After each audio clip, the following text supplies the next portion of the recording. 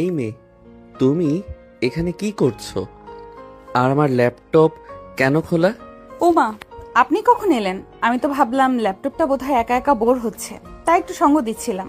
বেচারা সারাদিন শুধু কাজের হিসাব দেখে, একটু কার্টুন বা মুভি না দেখলে মনও খারাপ করে না। ল্যাপটপ বোর হচ্ছে না, তুমি বোর হচ্ছ। আর আমার ফাইলে হাত দিয়েছো কেন? জানো এগুলো কত ইম্পর্টেন্ট? আমার অফিসের পুরো মাসের প্রজেক্ট ডিটেলস ওখানে আছে। একটু এদিক সেদিক হলে কি হবে জানো? ইস, আপনার সব কিছুই important. File important, laptop important, office important, শুধু এই বাড়িতে আসা মেহমানদের কোনো দাম নেই, তাই না? আমরা যে 3 দিন হলো এসেছি, আপনি একবারের জন্য জিজ্ঞেস করেছেন তুলি তোমার কি কিছু লাগবে? মেহমান যদি মেহমানের মতো থাকে তাহলে সমস্যা নেই, কিন্তু মেহমান যদি চোরের মতো ল্যাপটপে গেম খেলার চেষ্টা করে তখন সমস্যা। আর তাছাড়া মেহমানদারি করার জন্য বাড়িতে মা আছেন, ভাবি আছেন। আমার কাজ মেহমানদারি করা না। আমি চোর? আপনি আমাকে চোর বললেন দুলা ভাই? দাঁড়ান, আমি এক্ষুনি আপুকে গিয়ে বলছি আপনি আমাকে অপমান করেছেন। আমি আর এই বাড়িতে থাকবো না। তুলি কথাগুলো বলেই রাগে গাল ফুলিয়ে পা দাপাতে দাপাতে দরজার দিকে এগোলো। আরাফ দীর্ঘশ্বাস ফেললো। এই মেয়েটাকে নিয়ে সে আর পারছে না। বড় ভাবির বোন হিসেবে তুলি এই বাড়িতে প্রায়ই আসে, কিন্তু এবারের আশাটা একটু অন্যরকম। তুলির কলেজ ছুটি, তাই সে লম্বা সময়ের জন্য এসেছে।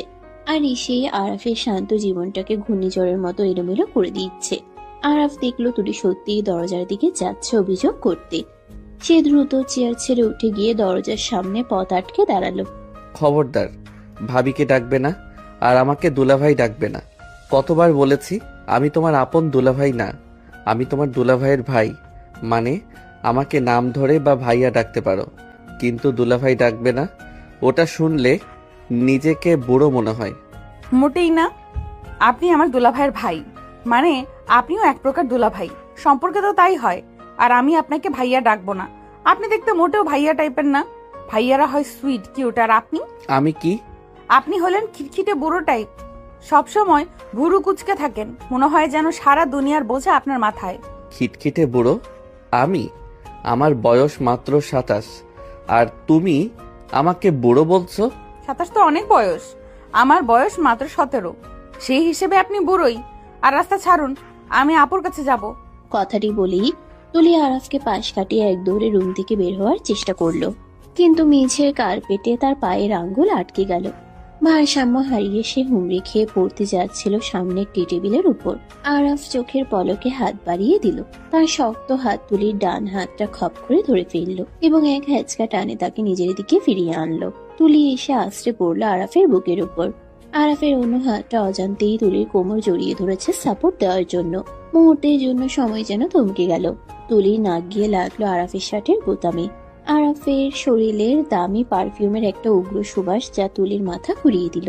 সে নিঃশ্বাস বন্ধ করে ফেলল। আরাফের স্তব্ধ। তার বাহুবন্ধনে এই চঞ্চল কিশোরীটি এখন একদম শান্ত। আরাফ অনুভব করলো তুলির হৃদস্পন্দন, যা খুব দ্রুত লয়তে চলছে। সাবধানে চলতে পারো না? পড়ে গেলে তো ব্যথা পেতে, কপালটা কেটে যেত টি টেবিলের কোনায় লেগে। আরাফের কণ্ঠে তখন রাগের বদলে মৃদু শাসনের সুর। সে আলতো করে তুলিকে সোজা করে দাঁড় করিয়ে দিল, কিন্তু হাতটা ছাড়লো না। তুলি এবার আর কোনো উত্তর দিল না, শুধু মাথা নিচু করে নিজের ওড়নার খুঁট পেঁচাতে লাগলো। 16-17 বছরের চঞ্চল কিশোরীটি এই মুহূর্তে কিছুটা শান্ত। হয়তো আরাফের ওই গম্ভীর চোখের দিকে তাকিয়ে তার বুকের ভেতরটা একটু ধক করে উঠেছে। আরাফ খেয়াল করলো মেয়েটার ফর্সা গাল দুটো লজ্জায় বা ভয়ে কিছুটা লাল হয়ে গেছে। তার চোখের পাপড়িগুলো কাঁপছে। আরাফের বুকের ভেতরটাও কেমন যেন করে উঠল। সে দ্রুত চোখ সরিয়ে নিয়ে নিজের ডেস্কে ফিরে যাওয়ার ভান করলো। আপনি আপনি আমাকে বকবেন না তো? বকার মতো কাজ করলে তো বকবই। যাও এখন, আমার কাজ আছে। আর শোনো, পরবর্তীতে অনুমতি ছাড়া আমার রুমে ঢুকবে না, আর ল্যাপটপের পাসওয়ার্ড খোলার চেষ্টা করবে না। পাসওয়ার্ড তো আমি জেনেই গেছি। কি করে জানলে? আপনি যখন টাইপ করছিলেন আমি আড়াল থেকে দেখেছি। Works life. ইস, কি বোরিং পাসওয়ার্ড। কেউ পাসওয়ার্ডে এসব লেখে? আমি হলে লিখতাম রাজকন্যা তুলি বা এমন কিছু। যাও, ভাগো এখান থেকে। রাজকন্যা? তুলি মাথা নেড়ে সম্মতি জানিয়ে ধীর পায়ে রুম থেকে বেরিয়ে গেল, কিন্তু দরজার বাইরে গিয়ে সে আবার উকি দিল। আরাফ তখন ল্যাপটপে মন দিয়েছে। কিন্তু তার ঠোঁটের কোণে এখনো মৃদু হাসি লেগে আছে। তুলি মুচকি হেসে মনে মনে ভাবলো, খিটখিটে বুড়ো, তোমাকে আমি ঠিক করে ছাড়বো। হাসলে তোমাকে কত সুন্দর লাগে সেটা তুমি জানোই না। বিকেলের দিকে বাড়ির পরিবেশটা বেশ জমজমাট। দোতলা ডুপ্লেক্স বাড়ির ড্রয়িং রুমে বসে গল্প করছেন আরাফের মা শাইলা বেগম এবং তুলির মা সালমা বেগম। সালমা বেগম অসুস্থ, তাই তিনি কিছুদিনের জন্য বড় মেয়ে মীরার কাছে এসেছেন ডাক্তার দেখাতে। সাথে এসেছে ছোট মেয়ে তুলি। মীরা রান্নাঘর থেকে নাস্তা সাজিয়ে আনছে, মর্জিনা খালা তাকে সাহায্য করছেন। তুলি সোফায় বসে পা দুলিয়ে চিপস খাচ্ছে। কি রে তুলি, তুই আরাফের রুমে গিয়েছিলি শুনলাম। ও তো কাজ করছে, বিরক্ত করিসনি তো? ও কিন্তু কাজের সময় ডিস্টার্ব একদম পছন্দ করে না। আমি কেন বিরক্ত করব? আমি তো শুধু দেখতে গিয়েছিলাম তার ল্যাপটপে নতুন কোনো মুভি আছে কিনা। কিন্তু তোমার দেবর তো একটা রোবট, তার ল্যাপটপে শুধু ফাইল আর ফাইল, একটা গেমও নেই। তুই আর বড় হলি না। আরাফ কিন্তু এত চঞ্চলতা পছন্দ করে না। ও একটু শান্ত থাকতে ভালোবাসে। ছোটবেলা থেকেই ও এমন, নিজের জগৎ নিয়ে থাকে। শান্ত থাকতে ভালোবাসে নাকি রোবট হয়ে থাকতে ভালোবাসে? সারাদিন শুধু কাজ আর কাজ। আচ্ছা আপু, ও কি কখনো হাসে? মানে মন খুলে হাসে? মীরা বোনের কথা শুনে শব্দ করে হেসে ফেলল। তুলির গাল টিপে দিল সে। আরাফকে নিয়ে তুলির এই কৌতূহল মীরার কাছে বেশ মজার লাগলো। হাসে রে পাগলি, হাসে, তবে সবার সাথে না। ওর মনের মানুষ পেলে দেখবি ঠিকই হাসছে। আসলে আরাফের উপর অনেক দায়িত্ব তো, তাই ও একটু গম্ভীর হয়ে গেছে। বাবার ব্যবসার হাল ধরতে গিয়ে ছেলেটা নিজের শৈশব কৌশল সব বিসর্জন দিয়েছে। মনের মানুষ? তার মনে কোনো গার্লফ্রেন্ড আছে? ঠিক সেই মুহূর্তেই সিঁড়িতে পায়ের শব্দ পাওয়া গেল। আরাফ নিচে নেমে আসছে। পরনে ছাই রঙের টি শার্ট আর কালো ট্রাউজার। চুলগুলো গোসল করার পর এলোমেলো হয়ে আছে, এখনো পুরোপুরি শুকায়নি। তাকে দেখে ড্রয়িং রুমের সবাই একটু নড়ে চড়ে বসলো। আরাফের ব্যক্তিত্বটাই এমন যে সে উপস্থিত থাকলে সবাই একটু সচেতন হয়ে যায়। সে এসে মায়ের পাশে সোফায় বসলো। মা, এক কাপ কফি হবে? মাথাটা খুব ধরেছে, ফাইলের লেখাগুলো দেখতে দেখতে চোখ ব্যথা করছে। মর্জিনাকে বলেছি, ও দিয়ে আসবে। তুই বস আমাদের সাথে। সালমা আপা তোর কথা জিজ্ঞাসা করেছিল। আসসালামু আলাইকুম খালাম্মা, শরীর কেমন এখন? ওয়ালাইকুম আসসালাম বাবা, এখন একটু ভালো। ডাক্তার নতুন ওষুধ দিয়েছে। তুমি তো বাবা অনেক ব্যস্ত থাকো, আমাদের দিকে তাকানোর সময় কই?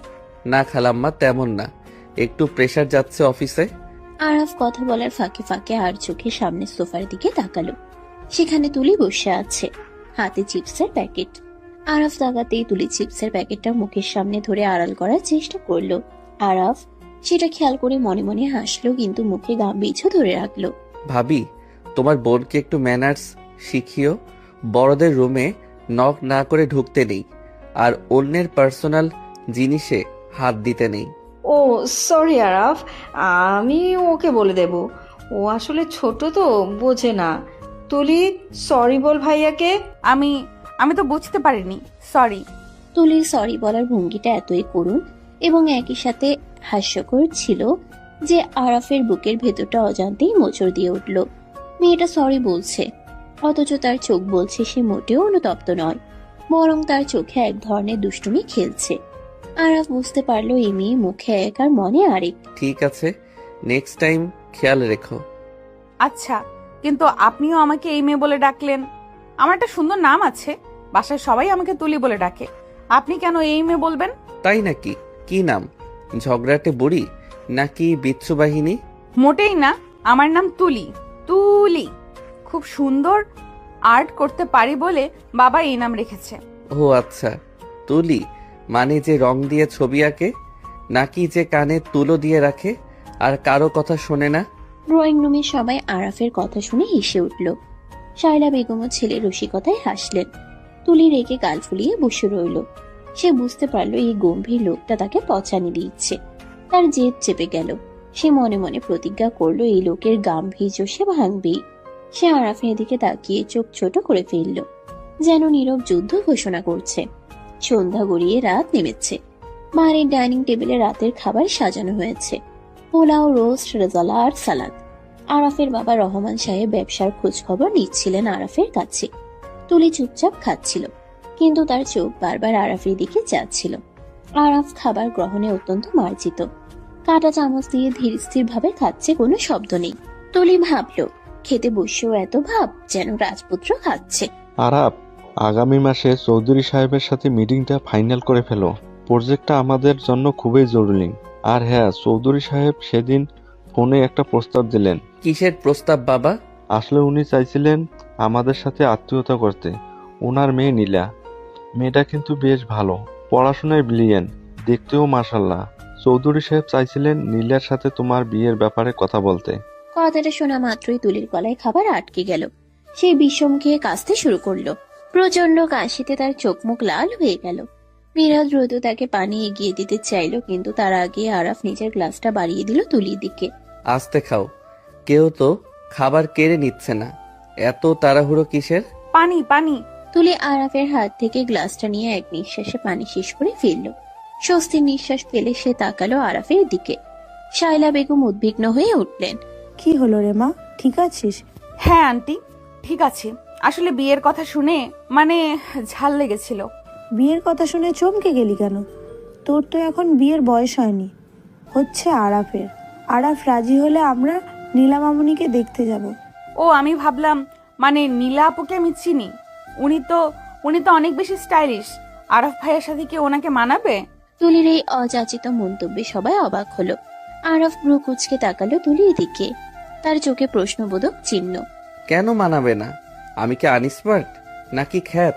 না আপনি তো গম্ভীর, আর নীলা আপু তো সারাদিন পার্টি আর ফ্যাশন নিয়ে থাকে। আপনারা তো দুই মেরুর মানুষ। উনি তো আপনার ল্যাপটপের পাসওয়ার্ড শুনলেই হাসবেন। সেটা ওরা বুঝে নেবে। আরাপ, তুমি কি বলো? নীলাকে তোমার কেমন লাগে? বাবা, আমি এখন বিয়ে নিয়ে ভাবছি না, বিজি আছি প্রজেক্ট নিয়ে।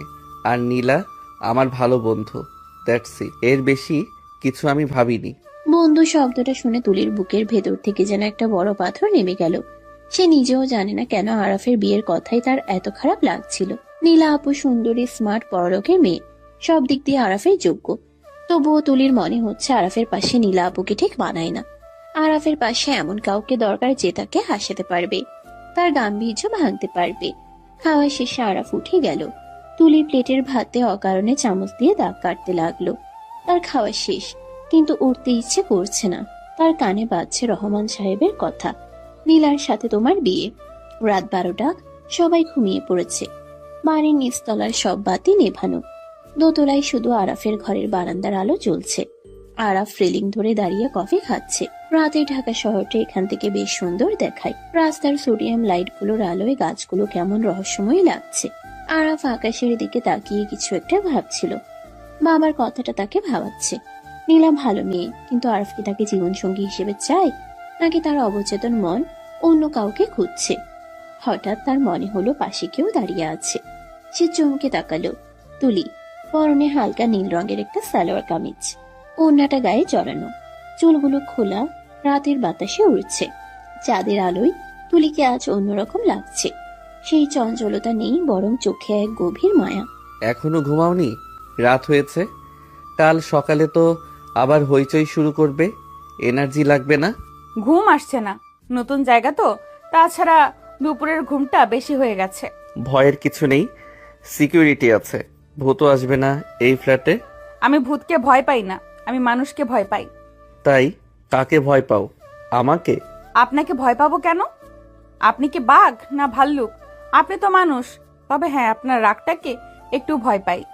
আমার রাগটা আসলে রাগ না, ওটা ডিসিপ্লিন। আমি চাই সবকিছু নিয়মে চলুক। কিন্তু জীবন তো অঙ্ক না যে সব সময় নিয়ম মেনে চলবে। মাঝে মাঝে নিয়ম ভাঙতেও ভালো লাগে। এই যে দেখুন, এত রাতে কফি খাওয়া স্বাস্থ্যের জন্য খারাপ, কিন্তু আপনি খাচ্ছেন, তার মানে আপনিও নিয়ম ভাঙেন। আরাফ তুলির যুক্তিটা অবাক হলো। মেয়েটা কথা বলতে জানে। সে কফির মগে শেষ চুমুক দিয়ে রেলিং এ ভর দিল। তুলির দিকে পুরোপুরি ঘুরে দাঁড়ালো। তুমি কি আমাকে কিছু বলতে এসেছিলে, নাকি শুধু লেকচার দিতে এসেছো? হ্যাঁ, ওই নীলা আপুর সাথে কি আপনার বিয়ে ঠিক হয়েই গেল? কেন? তোমার কি কোনো আপত্তি আছে, নাকি তুমি ঘটকালি করবে? আমার আপত্তি থাকবে কেন? আমি তো শুধু জানতে চাইলাম। নীলা আপু তো অনেক সুন্দর, তাই না? সুন্দর, স্মার্ট, এডুকেটেড। আর যদি কেউ সুন্দর হয় কিন্তু বোকা হয়, বা একটু বেশি কথা বলে, পড়াশোনায় অতটা ভালো না কিন্তু মন ভালো, তাকে কি আপনি পছন্দ করবেন? আরাফ বুঝতে পারলো তুলি নিজের কথা বলছে। সে একটু ঝুঁকে তুলির চোখের দিকে তাকালো। দুজনের মধ্যে দূরত্ব এখন খুব কম। আরাফ তুলির চোখের তারায় নিজের প্রতিবিম্ব দেখতে পাচ্ছে। সেখানে এক অদ্ভুত আকুতি। আরাফের মনে হলো এই ছোট্ট মেয়েটির মনের ভেতর অনেক বড় কোনো আবেগ লুকিয়ে আছে। সৌন্দর্য বা পড়াশোনা দিয়ে জীবন চলে না তুলি, জীবন চলে বোঝাপড়া দিয়ে। যদি সেই বাচাল বোকা মেয়েটা আমাকে বুঝতে পারে, আমার না বলা কথাগুলো শুনতে পায়, তাহলে হয়তো তাকেই আমি বেছে নেব, সে দেখতে যেমনই হোক। সত্যি? কিন্তু সেই বোকা মেয়েটাকে তো আগে বড় হতে হবে। সে তো এখনো কার্টুন দেখে আর ল্যাপটপে গেম খেলে। আমি বড় হয়েছি, আমি এখন কলেজে পড়ি, শাড়ি পরতে পারি, রান্না করতে পারি। তাই নাকি? তাহলে তো একদিন শাড়ি পরে দেখাতে হবে, দেখব কেমন লাগে তোমাকে। কালই পরবো, কাল শুক্রবার ছুটির দিন, আমি নীল শাড়ি পরবো। ঠিক আছে, যদি শাড়ি পরে ঠিকঠাক হাঁটতে পারো আর হোঁচট না খাও, তাহলে ভাববো তুমি বড় হয়েছো। এখন যাও, ঘুমাও গিয়ে। রাত জাগলে চোখের নিচে কালি পড়বে, তখন আর কেউ বিয়ে করবে না। আপনি করবেন না? প্রশ্নটা করেই তুলি নিজের জিভে কামড় দিল। সে কি বলে ফেলল? লজ্জায় তার কান গরম হয়ে গেল। আরাফও চমকে উঠল। সে কিছু বলল না, শুধু গভীর দৃষ্টিতে তাকিয়ে রইল। সেই দৃষ্টিতে উত্তরের চেয়েও বেশি কিছু ছিল। আরাফের মনতা তুলির হৃদস্পন্দন আরো বাড়িয়ে দিল। সে এক মুহূর্তও দাঁড়ালো না। সে এক দৌড়ে নিজের রুমে চলে গেল। আরাফ বারান্দায় দাঁড়িয়ে রইল একা। তার ঠোঁটের কোণে হাসি। তুলির শেষ প্রশ্নটা তার কানে বাজছে। আপনি করবেন না? আরাফ আকাশের দিকে তাকিয়ে বিড়বিড় করে বলল, কে জানে পিচ্চি, হয়তো নিয়তি তাই লিখে রেখেছে। পরদিন সকাল, শুক্রবার, ছুটির দিন বলে সবাই একটু দেরিতেই উঠেছে। আরাফ অবশ্য নিয়ম মেনে সকালেই উঠে জগিং করে এসেছে। ড্রয়িং রুমে বসে খবরের কাগজ পড়ছে। এমন সময় সিঁড়ি দিয়ে নামলো তুলি। তার পরনে একটা নীল রঙের জর্জেট শাড়ি, স্লিভলেস ব্লাউজ, চুলগুলো একপাশে পিনি করা, কপালে ছোট্ট একটা নীল টিপ, কানে দুল, হাতে এক গুচ্ছ নীল কাচের চুড়ি। আরাফ কাগজ থেকে চোখ সরিয়ে তাকালো এবং তাকিয়েই রইল। সে বিশ্বাস করতে পারছে না এটা সে কালকের চিপস খাওয়া পিচ্ছি মেয়েটা। নারীতে তাকে কোনো কিছুরই মনে হচ্ছে না, মনে হচ্ছে পূর্ণ যৌবনা এক নারী। তুলি লাজুক পায়ে সিঁড়ি বেয়ে নামছে। চুরির রিনিঝিনি শব্দ ড্রয়িং রুমে নীরবতা ভাঙছে। আরাফ নিজের অজান্তেই হাত থেকে খবরের কাগজটা নামিয়ে রাখলো। তুলি এসে আরাফের সামনে দাঁড়ালো। সে একটু ঘুরলো যেন আরাফ তাকে ভালো করে দেখতে পায়। কেমন লাগছে? চলে, তবে শাড়িটা সামলাতে পারবে তো, নাকি আবার আমার উপর পড়বে? মোটেই না, আমি ঠিকই সামলাতে পারি। মীরা রান্নাঘর থেকে এসে, মাশাআল্লাহ, আমার বোনটাকে আজ কি সুন্দর লাগছে। কিরে আরাফ, কিছু বলছিস না কেন? সুন্দর লাগছে না? ভাবি, সুন্দর লাগলে সুন্দর বলাটা আমার স্বভাবে নেই, তবে হ্যাঁ, আজ ওকে আর পিচ্চি মনে হচ্ছে না। তার মানে আমি বড় হয়েছি? দেখা যাক, দিন তো কেবল শুরু হলো। বিকেলের দিকে আরাফ তৈরি হলো বের হওয়ার জন্য।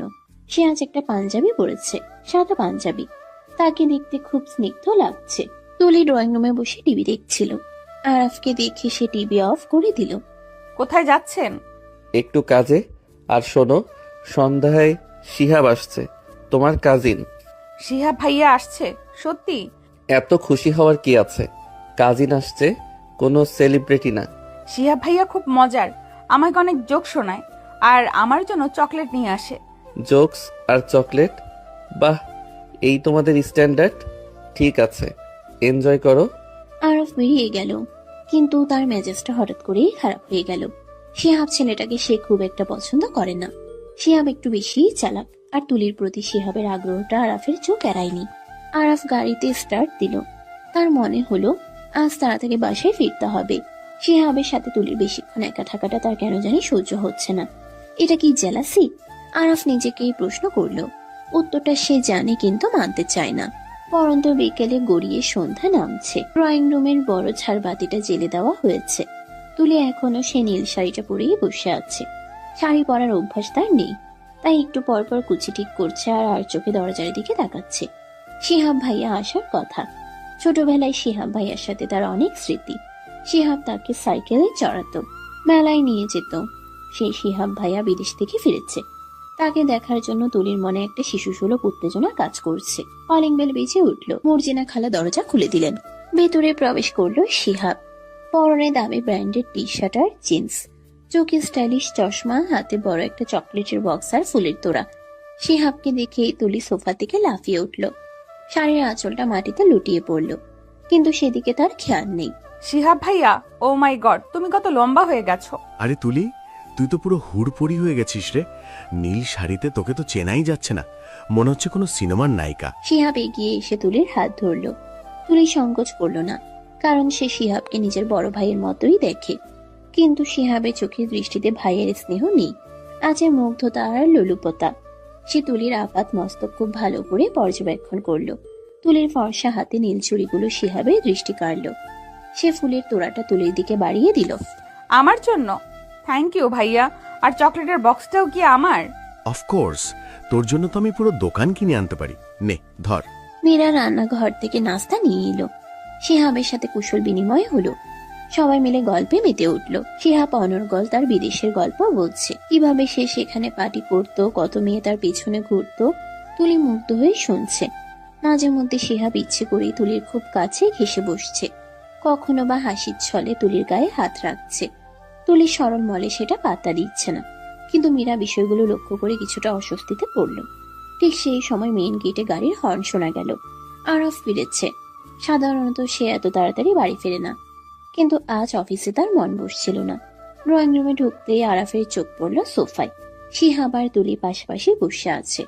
শিহাব তুলির কানের কাছে মুখ নিয়ে কিছু একটা বলছে, আর তুলি খিলখিল করে হাসছে। দৃশ্যটা দেখা মাত্রই আরাফের রক্ত মাথায় চড়ে গেল। তার চোয়াল শক্ত হয়ে উঠল। হাতের বিফ রেসটা সে একটু জোরেই সোফার পাশে রাখলো শব্দ করে। আসসালামু আলাইকুম। ঘরে কি কোনো পার্টি চলছে নাকি? এত হাসাহাসি। আরাফের গম্ভীর কণ্ঠস্বরে হাসির শব্দ থেমে গেল। তুলি চমকে তাকালো। আরাফকে দেখে তার মুখের হাসিটা মিলিয়ে গেল। সে দ্রুত ওড়নাটা ঠিক করে বসলো। শিহাব উঠে দাঁড়ালো, মুখে মেকি হাসি। আরে আরাফ ভাই, কেমন আছেন? অনেকদিন পর দেখা। শুনলাম আপনি নাকি এখন অনেক বড় বিজনেসম্যান। অ্যাপয়েন্টমেন্ট ছাড়া তো দেখাই পাওয়া যায় না। আমি ভালো আছি শিহাব। আর অ্যাপয়েন্টমেন্ট তাদের লাগে যারা কাজের প্রয়োজনে আসে। ফালতু আড্ডা দেওয়ার সময় আমার নেই। তা তুমি হঠাৎ শুনলাম বিদেশে সেটেলড হয়ে গেছো। ছিলাম তো, কিন্তু দেশের টানে ফিরে এলাম।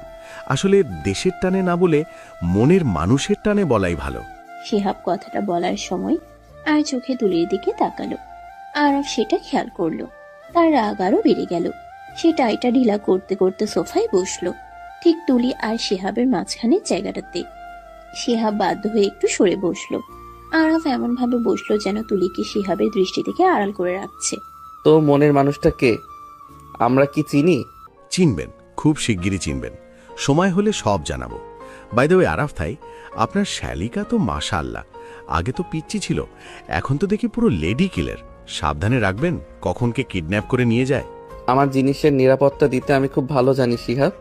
কেউ আমার সীমানায় হাত বাড়ানোর সাহস করলে তার হাত আমি ভেঙে দেই, সেটা কিডন্যাপার হোক আর তথাকথিত শুভাকাঙ্ক্ষী হোক। আরাফের গলার স্বরে এমন এক প্রচ্ছন্ন হুমকি ছিল যে শিহাব একটু থমকে গেল। পরিবেশটা ভারী হয়ে উঠল। তুলি ভয় ভয় আরাফের দিকে তাকালো। সে বুঝতে পারছে না আরাফ ভাইয়া কেন শিহাব ভাইয়ার সাথে এত রুক্ষ ব্যবহার করছে। মীরা পরিস্থিতি সামাল দিতে এগিয়ে গেল। আরাফ, তুই ফ্রেশ হয়ে নে, আমি খাবার টেবিলে দিচ্ছি। শিহাব, তুমিও খেয়ে যাও। না ভাবি, আজ খাবো না, অন্য একদিন। আজ শুধু তুলিকে দেখতে এসেছিলাম। আচ্ছা তুলি, চলি রে। কাল বিকালে রেডি থাকিস, তোকে লং ড্রাইভে নিয়ে যাব। আমার নতুন গাড়িটা দেখবি? নতুন গাড়ি? কি গাড়ি ভাইয়া? কাল তুলির পড়া আছে, ওর সামনে পরীক্ষা, ও কোথাও যাবে না। কিন্তু ভাইয়া, কাল তো শনিবার, আমার তো কোনো পরীক্ষা নেই। আমি বলেছি পড়া আছে মানে আছে। আমি নিজে তোমাকে পড়াবো কাল। ইকোনমিক্সের কিছুই তো পারো না, ফেল করার ইচ্ছা আছে নাকি? তুলি চুপসে গেল। সে বুঝতে পারলো আরাফের কথার উপর কথা বলা যাবে না। শিহাব একটু বাঁকা হেসে বিদায় নিল। শিহাব চলে যাওয়ার পর আরাফ সোজা নিজের রুমে চলে গেল। তুলির দিকে একবার তাকালোও না। রাতে খাওয়ার টেবিলে আরাফ খুব গম্ভীর হয়েছিল। কেউ তার সাথে কথা বলার সাহস পাচ্ছিল না। তুলি ভয় ভয়ে কাঁদছিল। তার মনে হচ্ছে সে কোনো অপরাধ করেছে। খাওয়া শেষে তুলি নিজের রুমে যাওয়ার জন্য সিঁড়ি দিয়ে উঠছিল। নীল শাড়িটা সামলাতে তার খুব কষ্ট হচ্ছে। কুচিগুলো বারবার পায়ের নিচে পড়ছে। দোতলার করিডোরে আসতেই হঠাৎ তার শাড়ির আঁচলটা রেলিং এর সাথে আটকে গেল। সে টান দিতেই ভারসাম্য হারিয়ে মেঝের উপর পড়ে গেল। আউচ মাগো। ব্যথার চোটে তুলির চোখ দিয়ে পানি বেরিয়ে এলো। সে গোড়ালিতে প্রচন্ড ব্যথা পেয়েছে। ওঠার চেষ্টা করলো কিন্তু পারলো না। আরাফ নিজের রুমেই ছিল। তুলির চিৎকার শুনে সে এক দৌড়ে বেরিয়ে এলো। তুলিকে মেঝেতে পড়ে থাকতে দেখে তার বুকটা ধক করে উঠল। তুলি, কি হয়েছে? পড়ে গেলে কি করে? আরাফ দ্রুত তুলির কাছে বসে পড়ল। তুলি ব্যথায় কাতরাচ্ছে। আরাফ দেখলো তুলির শাড়ির কুচিগুলো এলোমেলো হয়ে আছে, আর তার ডান পায়ের গোড়ালিটা ফুলে উঠছে। আরাফ এক মুহূর্তেও দেরি না করে তুলিকে পাজা কোলা করে কোলে তুলে নিল। কি করছেন? নামান আমাকে, কেউ দেখে ফেলবে। চুপ, একদম কথা বলবে না। হাঁটতে পারো না, আবার শাড়ি পরার শখ। তোমাকে না বললাম শাড়ি সামলাতে পারবে না? আরাফ তুলিকে নিয়ে সোজা নিজের বেডরুমে ঢুকলো। তাকে বিছানায় বসিয়ে দিয়ে সে ফার্স্ট এড বক্স আনতে গেল। তুলি মুগ্ধ হয়ে আরাফের দিকে তাকিয়ে রইল। এই লোকটা একটু আগে কত রাগ দেখাচ্ছিল, আর এখন তার জন্য কথা চিন্তা করছে। আরাফ ফিরে এসে তুলির পায়ের কাছে বসলো। সে খুব সাবধানে তুলির পাটা নিজের কোলের উপর তুলে নিল। ব্যথা লাগছে? একটু। সহ্য করো, আমি মলম লাগিয়ে দিচ্ছি। আরাফ আলতো হাতে মলম মালিশ করতে লাগলো। আরাফের হাতের স্পর্শে তুলির শরীরে বিদ্যুৎ খেলে গেল। সে শাড়ির আঁচলটা শক্ত করে ধরে রইল। আরাফ মালিশ করতে করতে হঠাৎ তুলির মুখের দিকে তাকালো। তুলির চোখে তখনও এক ফোঁটা পানি জমে আছে। আরাফ নিজের হাত বাড়িয়ে সেই পানিটা মুছে দিল। এত বাচ্চা কেন তুমি? একটু ব্যথা পেলেই কাঁদো। আমি বাচ্চা না, শাড়িটা পায়ে আটকে গেছিল। শাড়ি পরলে সেটা সামলানোর কায়দাও জানতে হয়, আর যদি না জানো তাহলে এমন কাউকে পাশে রাখতে হয় যে সামলাতে পারে। আমার পাশে তো কেউ নেই। কে বলল নেই? আমি কি মরে গেছি? আরাফের এই কথায় তুলি স্তব্ধ হয়ে গেল। সে কি শুনলো? আরাফ কি পরোক্ষভাবে তাকে কিছু বোঝাতে চাইলো? আরাফ মলম লাগানো শেষ করে উঠে দাঁড়ালো।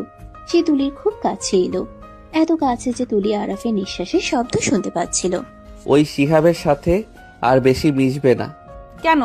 শিহাব ভাইয়া তো ভালো। ভালো না ছাই, ছেলের চোখ আমি চিনি। ও তোমাকে যেভাবে দেখে সেটা আমার পছন্দ না, আর আমি যেটা পছন্দ করি না সেটা যেন এই বাড়িতে আর না হয়, বুঝেছো? আপনি কি জেলাস? জেলাস হব কেন? আমি শুধু তোমাকে সতর্ক করছি, তুমি ছোট, মানুষের মনের প্যাচ বোঝো না। আমি সব বুঝি, আপনি আমাকে শুধু বকেন। শিহাব ভাইয়া তো আমাকে কত আদর করে কথা বলে। তুলির এই কথায় আরাফের ধৈর্যের বাঁধ ভেঙে গেল।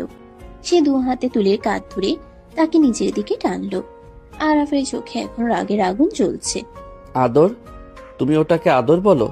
শিহাব তোমাকে চকলেটের লোভ দেখায়, আর আমি তোমাকে শাসন করি। এটার পার্থক্য তুমি বোঝো না? শোনো তুলি, আমার জিনিসের উপর অন্য কারোর নজর পড়লে আমার খুন করতে ইচ্ছে করে, আর তুমি শুধু। আরাফ কথাটা শেষ করলো না, সে থেমে গেল। সে কি বলতে চাচ্ছিল? তুমি শুধু আমার? আরাফ নিজেকে সামলে নিল।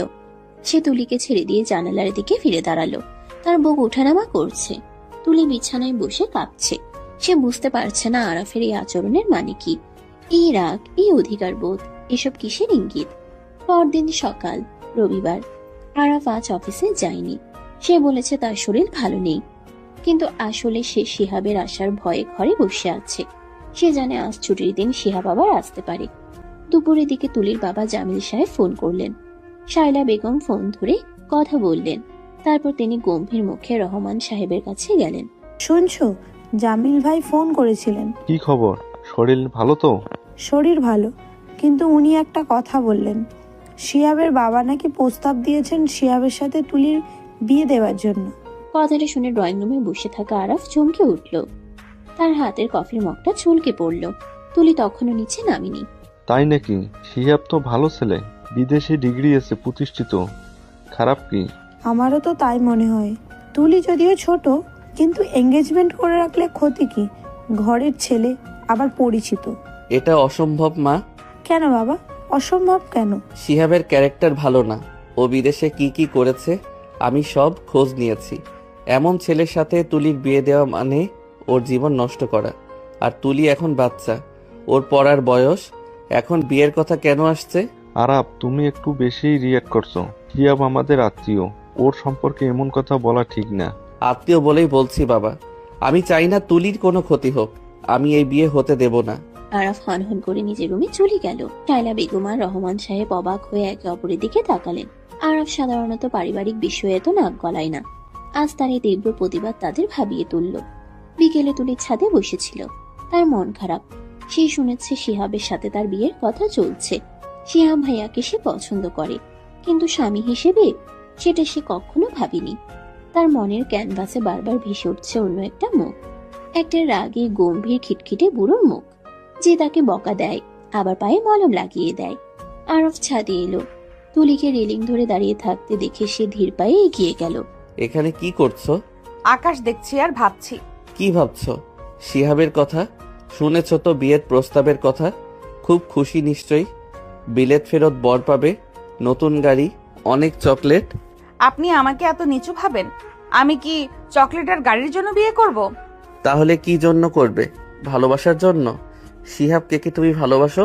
আরফ প্রশ্নটা করে তুলির উত্তরের অপেক্ষা করতে লাগলো। তার হৃদয় স্পন্দন বেড়ে গেছে। তুলির এই উত্তরের উপর অনেক কিছু নির্ভর করছে। আমি শিহাব ভাইয়াকে কাজিন হিসেবে ভালোবাসি, কিন্তু আমি বিয়ে নিয়ে এখন ভাবছি না। আমি পড়তে চাই। গুড। পড়ার টেবিলে মন দাও। আর শোনো, যদি কেউ জোর করে আমাকে বলবে, আমি আছি। আপনি কেন এত কেয়ার করেন আমার? আপনি তো আমাকে পছন্দই করেন না, সারাক্ষণ শুধু বকাঝকা করেন। তুলির এই অভিমানী কণ্ঠে আরাফের বুকের ভেতরটা গলে গেল। সে এগিয়ে এসে তুলির খুব কাছে দাঁড়ালো। ছাদের খোলা হাওয়ায় তুলির চুলগুলো আরাফের মুখে এসে লাগছে। বকা দেই বলে ভাবো পছন্দ করি না? বকা তো মানুষ আপনজনকেই দেয়, বড় মানুষকে তো শুধু ভদ্রতা দেখায়। তাহলে আপনি আমাকে আপনি ভাবেন? ভাবি কিনা সেটা সময় হলে বুঝবে। শুধু এটা মনে রেখো, ওই শিহাবের সাথে তোমাকে আমি সহ্য করতে পারি না। কেন? কারণ তুমি আমার। এবারও আরাফ কথাটি শেষ করতে পারলো না। ঠিক তখনই সিঁড়ির দরজা খুলে শিহাব ছাদে প্রবেশ করলো। বাহ, হবু শ্বশুর বাড়িতে এসে দেখি ছাদের রোম্যান্স চলছে। আরাফ ভাই, আপনি এখানে? আমি তো তুলিকে খুঁজছিলাম। আরাফ শিহাবের দিকে তাকালো। তার দৃষ্টিতে যদি আগুন থাকতো তবে শিহাব এতক্ষণে ভস্ম হয়ে যেত। শিহাব এগিয়ে এসে তুলির পাশে দাঁড়ালো। তুলি, শুনেছিস তো আঙ্কেল কি বলল? আমাদের বিয়ে, তুই রাজি তো? দেখিস আমি তোকে রানী করে রাখবো। শিহাব, মুখ সামলে কথা বলো। এখনো কিছু ফাইনাল হয়নি। আর তুলি এখন মাইনর, ওর সম্মতি ছাড়া কোনো বিয়ে হবে না। আরাফ ভাই, আপনি এত টেনশন নিচ্ছেন কেন? ভাবি রাজি, আঙ্কেল রাজি, আর তুলি? ও তো আমাকে ছোটবেলা থেকেই পছন্দ করে। কিরে তুলি, বল আরাফ ভাইকে। তুলি চুপ করে রইল। সে আরাফের দিকে তাকালো। আরাফের চোখে এক অদ্ভুত অসহায়ত্ব। এই প্রথম তুলি আরাফের চোখে ভয় দেখল, তাকে হারানোর ভয়। তুলির মনে হলো সে যদি এখন কিছু না বলে তবে আরাফ হয়তো অনেক দূরে সরে যাবে। শিহাব ভাইয়া, আমি এখন বিয়ে করব না। আমার সামনে এইচএসসি, আমি পড়াশোনা করতে চাই। আরে পড়াশুনো তো বিয়ের পরও করা যাবে। আমি তোকে লন্ডনে নিয়ে গিয়ে পড়াবো। ও দেশেই পড়বে, আর আমার সামনে দাঁড়িয়ে আমার ফ্যামিলি মেম্বারকে ব্রেন ওয়াশ করার চেষ্টা করো না। নিচে চলো, কথা আছে। আরাফ শিহাবের হাত ধরে এক প্রকার টেনে নিচে নিয়ে গেল। তুলি ছাদে দাঁড়িয়ে রইল। তার মনে হলো আজ থেকে এক নতুন যুদ্ধ শুরু হলো, আর এই যুদ্ধের কেন্দ্রবিন্দুতে সে আছে। কিন্তু তার যোদ্ধাকে আরাফ নাকি শিহাব? তুলির মন বলছে যে তার চোখের পানি মুছে দিয়েছে সেই তার প্রকৃত যোদ্ধা। রাতে আরাফ নিজের ঘরে পায়চারি করছে, তার মাথায় আগুন জ্বলছে। শিহাবের এত বড় সাহস, সে তুলিকে লন্ডনে নিয়ে যাওয়ার স্বপ্ন দেখায়। আরাফ সিদ্ধান্ত নিল সে আর চুপ করে থাকবে না, যা করা তাকেই করতে হবে। সে ফোনটা হাতে নিল, তার বন্ধু রোকনকে কল দিল। রোকন একজন লয়ার। রোকন, আমাকে একটা ম্যারেজ রেজিস্ট্রেশন পেপার রেডি করে দিতে পারবি? খুব ইমার্জেন্সি। কার বিয়ে, তোমার? হ্যাঁ আমার। আর পাত্রী তুলি। ফোনের ওপাশে রোকন চমকে উঠল। আরাফ ফোন রেখে বারান্দায় গেল। সে জানে সমাজ কি বলবে, পরিবার কি বলবে। 27 বছরের আরাফ আর 17 বছরের তুলি। কিন্তু সে এটাও জানে তুলিকে শিহাবের হাত থেকে বাঁচাতে হলে তুলিকে নিজের করে পাওয়া ছাড়া আর কোনো পথ নেই। এই পিচ্চি মেয়েটা তার জীবনের সব নিয়ম ভেঙে দিয়েছে। এখন তাকে নিজের নিয়মে বাঁধার সময় এসেছে। পরদিন সকালের আবহাওয়াটা বেশ থমথমে। আকাশ মেঘলা, যেন যে কোনো সময়ে ঝড় নামবে। আরাফের মনের অবস্থাও ঠিক তেমনই। সারা রাত সে চোখের পাতা এক করতে পারেনি। ভোরের আলো ফোটার আগেই সে সিদ্ধান্ত নিয়ে ফেলেছে সমাজ, আত্মীয় স্বজন বা বয়সের ব্যবধান কোনো কিছুই আজ আর তার কাছে মুখ্য নয়। তার কাছে একমাত্র সত্য হলো তুলি। তুলির ওই মায়াবী চোখ, চঞ্চল হাসি আর তার প্রতি আরাফের অদ্ভুত এক অধিকার বোধ। আরাফ জানে শিহাবের মতো লম্পট ছেলের হাতে তুলি পড়লে ওর জীবনটা নরক হয়ে যাবে, আর সেটা আরাফ বেঁচে থাকতে হতে দেবে না। আরাফ ড্রয়িং রুমে বসে আছে। সামনে তার বাবা, মা এবং ভাবি মীরা। সবার চোখে মুখে প্রশ্ন। আরাফ সবাইকে জরুরি তলব করেছে। রহমান সাহেব চশমাটা খুলে টেবিলের উপর রাখলেন। আরাফ, কি এমন জরুরি কথা যে সকালবেলা সবাইকে ডাকলে? অফিসে দেরি হচ্ছে তো। বাবা, অফিস আজ আমি যাচ্ছি না। আর কথাটা অফিসের চেয়েও বেশি জরুরি। শিহাবের বাবা যে প্রস্তাবটা দিয়েছে সেটা নিয়ে কথা বলতে চাই। ও, বিয়ের কথা? আমরা তো পজিটিভ ভাবছি। সিয়াব ছেলে হিসাবে ভালো, আবার আত্মীয়ও হয়। তুলি সুখে থাকবে। মা, তোমরা শিহাবের বাইরের চাকচিক্য দেখেছো, ভেতরটা দেখছো না। শিহাব মোটেও ভালো ছেলে না। ও একটা প্লে বয়। বিদেশে ওর নামে একাধিক কমপ্লেইন আছে। আর সবচেয়ে বড় কথা, তুলি ওকে বিয়ে করতে চায় না। কিন্তু আরাফ, তুলি তো ছোট, ও কি বোঝে? শিহাব ওকে পছন্দ করে, এটাই তো বড় কথা। তুলি ছোট হতে পারে ভাবি, কিন্তু ওর একটা মন আছে। আর আমি ওই ছেলের হাতে তুলিকে তুলে দিতে পারবো না। এই বিয়ে হবে না। কিন্তু আমরা তো কথা প্রায় দিয়ে ফেলেছি। এখন না করলে আত্মীয়তার সম্পর্ক নষ্ট হবে। তাছাড়া তুলির জন্য এর চেয়ে ভালো পাত্র কোথায় পাবো? পাবে বাবা, শিহাবের চেয়ে অনেক ভালো পাত্র আছে, যে তুলিকে সম্মান করবে, ওর পড়াশোনার খেয়াল রাখবে আর সারা জীবন আগলে রাখবে। কে সে? তোর পরিচিত কেউ আছে? আরাফ সোজা হয়ে বসলো। সে গভীর একটা শ্বাস নিল। ড্রয়িং রুমে পিন পতন, নীরবতা। আরাফের চোয়াল শক্ত, দৃষ্টি স্থির। সে এক মুহূর্ত সময় নিল, তারপর বোমাটা ফাটালো। আমি শব্দটা ড্রয়িং রুমের বাতাসে প্রতিধ্বনি তুলল। শাইলা বেগম হাঁ করে তাকিয়ে রইলেন। মীরার হাত থেকে চায়ের কাপটা প্রায় ফেলেই দিচ্ছিল। রহমান সাহেব স্তব্ধ হয়ে গেলেন। কেউ বিশ্বাস করতে পারছে না যে তাদের গম্ভীর কাজ পাগল ছেলেটা 17 বছরের একটা কিশোরীকে বিয়ে করার কথা বলছে। কি বলছিস তুই আরাফ? তুই তুলিকে বিয়ে করবি? ওর বয়স জানিস? ও তোর চেয়ে 10 বছরের ছোট। ও তো একটা ছোট্ট বাচ্চা মেয়ে। মা, বয়স শুধুই একটা সংখ্যা, আসল হলো বোঝাপড়া। আমি তুলিকে বুঝি, ওর চঞ্চলতা, ওর পাগলামি সব আমি সামলাতে পারবো। আর ও আমার কাছেই সবচেয়ে বেশি নিরাপদ থাকবে। তোমরা কি চাও না তুলি এই বাড়ির বউ হয়ে আসুক? চাই তো অবশ্যই। তুলি আমার বোন, ও আমার দেবরের বউ হলে তো আমারই সবচেয়ে বেশি আনন্দ। কিন্তু আরাফ, তুই কি সিরিয়াস নাকি শিহাবকে আটকানোর জন্য এসব বলছিস? আমি আমার জীবন নিয়ে বাজি ধরি না ভাবি। আমি তুলিকে পছন্দ করি, আর আমি চাই আজই, এই মুহূর্তেই এই বিষয়টা ফাইনাল হোক। শিহাব আজ বিকেলে আংটি পরাতে আসছে, তার আগে আমি তুলিকে আমার করে নিতে চাই। ঠিক সেই সময় সিঁড়িতে পায়ের শব্দ পাওয়া গেল। তুলি দাঁড়িয়ে আছে, তার হাতে বই। সে সব কথা শুনেছে। তার হাত কাঁপছে। বইটা হাত থেকে পড়ে গেল। শব্দ শুনে সবাই তাকালো। তুলি দৌড়ে নিজের রুমে গিয়ে দরজা বন্ধ করে দিল। আরাফ উঠে দাঁড়ালো। আমি তুলির সাথে কথা বলতে যাচ্ছি। তোমরা দয়া করে জামিল আঙ্কেলকে ফোন করো। আরাফ ধীর পায়ে সিঁড়ি ভেঙে উপরে উঠল। তুলি রুমের দরজা বন্ধ। আরাফ নক করলো না। তার কাছে স্পেয়ার চাবি ছিল। সে চাবি দিয়ে দরজা খুলে ভেতরে ঢুকলো। তুলি বিছানায় উপর হয়ে শুয়ে আছে, বালিশে মুখ গুজে। তার শরীর কাঁপছে। আরাফ দরজাটা লক করে দিল। তারপর ধীর পায়ে বিছানার কাছে গেল। তুলি, ওঠো। আরাফের গলার স্বরে এক অদ্ভুত মাদকতা। তুলি আস্তে আস্তে মুখ তুলল। তার চোখ দুটো লাল হয়ে আছে। সে আরাফের দিকে তাকাতে পারছে না। লজ্জা, ভয় আর আনন্দের এক অদ্ভুত মিশ্রণে তার বুকের ভেতরটা তোলপাড় করছে। আপনি নিচে কি বললেন? যা সত্য তাই বলেছি। কেন, তোমার পছন্দ হয়নি? তুমি কি শিহাবকেই চাও? না, আমি শিহাব ভাইয়াকে চাই না। কিন্তু কিন্তু আপনি তো আমাকে পছন্দ করেন না। আপনি তো আমাকে পিচ্ছি বলেন, ঝগড়াটে বলেন। আরাফ বিছানায় বসলো। সে হাত বাড়িয়ে তুলির এলোমেলো চুলগুলো কানের পিঠে গুজে দিল। আরাফের হাতের স্পর্শে তুলি শিউরে উঠল। সে চোখ বন্ধ করে ফেলল। পিচ্ছি বলি কারণ তুমি পিচ্ছি, আর পছন্দ করি কিনা সেটা বোঝার মতো বয়স কি তোমার হয়েছে? শোনো তুলি, আমি রোমান্টিক কথা সাজিয়ে বলতে পারি না। আমি শুধু জানি তোমাকে অন্য কারো পাশে দেখলে আমার দম বন্ধ হয়ে আসে। আমি চাই তুমি শুধু আমার হয়ে থাকো, আমার ঘরের লক্ষ্মী হয়ে, আমার জীবনের আলো হয়ে। তুমি কি রাজি? তুলি আরাফের চোখের দিকে তাকালো। সেই চোখে আজ কোনো গাম্ভীর্য নেই, আছে সাগরের মতো গভীর ভালোবাসা। তুলি তার ছোট হাতটা আরাফের বড় হাতের উপর রাখলো। আমি আমি রাজি, কিন্তু আমার খুব ভয় করছে। সবাই কি বলবে? সবাই কি বলবে সেটা দেখার দায়িত্ব আমার। তুমি শুধু আমার উপর বিশ্বাস রাখো। আরাফ তুলির কপালে আলতো করে একটা চুমু খেলো। তুলির সারা শরীর অবশ হয়ে গেল। এই প্রথম কোনো পুরুষের স্পর্শে সে এতটা শিহরিত হলো। আরাফ উঠে দাঁড়ালো।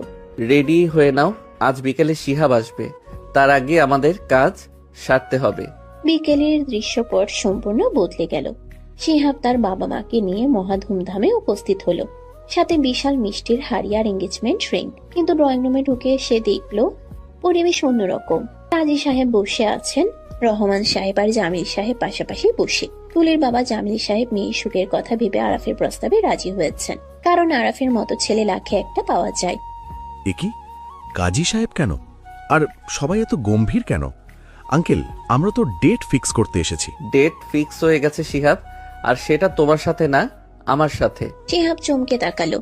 আরাফ পাঞ্জাবি পরে আছে, তার পেছনে তুলি। তুলিকে আজ লাল বেনারসি পরানো হয়েছে। মীরা তাকে সাজিয়ে দিয়েছে। লজ্জায় তুলির মুখটা রক্তজবা ফুলের মতো লাল হয়ে আছে। মানে কি বলতে চাইছেন আরাফ ভাই? মানে খুব সহজ, তুলির বিয়ে আজ, এখন এবং আমার সাথে। এটা হতে পারে না আঙ্কেল, আপনারা এটা মেনে নিলেন? এই লোকটা আমাকে অপমান করার জন্য এসব করছে।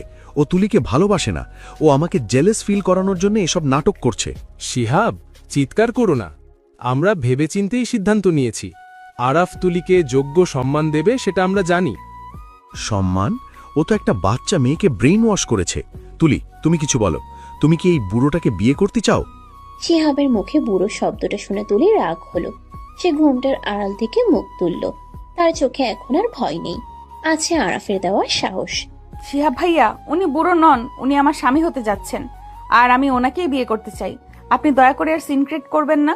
তুলির মুখে এমন কথা শুনে শিহাব স্তম্ভিত হয়ে গেল। সে রাগে ফসফস করতে করতে বেরিয়ে গেল। যাওয়ার আগে বলে গেল, তোমরা ভুল করছো, এর জন্য তোমাদের পস্তাতে হবে। কিন্তু কেউ তার কথাই কান দিল না। কাজী সাহেব বিয়ে পড়ানো শুরু করলেন। বলুন মা, কবুল। তুলির গলা শুকিয়ে আসছিল। সে আর চোখে আরাফের দিকে তাকালো। আরাফ তার দিকেই তাকিয়ে আছে, চোখে ভরসা। তুলি চোখ বন্ধ করে বলল, কবুল। 3 বার কবুল বলার পর আরাফও কবুল বলল। রেজিস্ট্রি পেপারে সাইন করার সময় আরাফের হাতটা তুলির হাতের উপর আলতো করে ছোঁয়া লাগলো। দুজনের মনে হলো এক জন্ম জন্মান্তরের বন্ধনে তারা আবদ্ধ হলো। রাত 11টা। আরাফের বেডরুমটা আজ বাসর ঘর হিসেবে সাজানো হয়েছে। রজনীগন্ধা আর গোলাপের গন্ধে ঘরটা মো মো করছে। বিছানার মাঝখানে বসে আছে তুলি। তার হৃদয় স্পন্দন এত দ্রুত হচ্ছে যে মনে হচ্ছে কেউ বুকের ভেতর হাতুড়ি পেটাচ্ছে। সে এখন মিসেস আরাফ, ভাবতেই তার গায়ে কাটা দিচ্ছে। দরজা খোলার শব্দ হলো। তুলি শক্ত হয়ে বসলো। আরাফ ঘরে ঢুকলো। সে দরজাটা ভালো করে লক করে দিল। তারপর ধীর পায়ে এগিয়ে এলো বিছানার দিকে। আরাফ শেরওয়ানি আগেই খুলে ফেলেছে, এখন পরনে সাদা সিল্কের পাঞ্জাবি। সে বিছানায় তুলির পাশে বসলো, খুব কাঁদছে। কি ব্যাপার, আমার পিচ্চি বউটা কি ভয়ে পাথর হয়ে গেছে? আরাফের এই সহজ রসিকতায় তুলির ভয় কিছুটা কমলো। সে ঘুমটা নিচ থেকে তাকালো। আপনি আপনি এখনো আমাকে পিচ্চি বলছেন? আজ তো আমাদের বাসর রাত। বাসরাত তো কি হয়েছে, তুমি তো পিচ্চি, আমার ছোট্ট বউ। আরাফ হাত বাড়িয়ে তুলির মুখের উপর থেকে ঘুমটাটা সম্পূর্ণ সরিয়ে দিল। ঘরের নরম আলোয় তুলির মুখটা যেন আরো মায়াবী হয়ে উঠল। কপালে লাল টিপ, নাকে নথ, টুটি গাঢ় লাল লিপস্টিক। আরাফ মুগ্ধ নয়নে তাকিয়ে রইল। সে আলতো করে তুলির চিবুক ধরে তার মুখটা নিজের দিকে ফেরালো। তুমি জানো আজ তোমাকে কত সুন্দর লাগছে, মনে হচ্ছে কোনো অপ্সরা আকাশ থেকে নেমে এসেছে। আপনি মিথ্যা বলছেন, আমাকে তো ভূতের মতো লাগছে। এত মেকআপ, আমার অস্বস্তি লাগছে। ভূত হলেও তুমি আমার প্রিয় ভূত। শোনো, এত ভারী গয়না আর শাড়ি পরে থাকতে কষ্ট হচ্ছে না? চেঞ্জ করে নাও।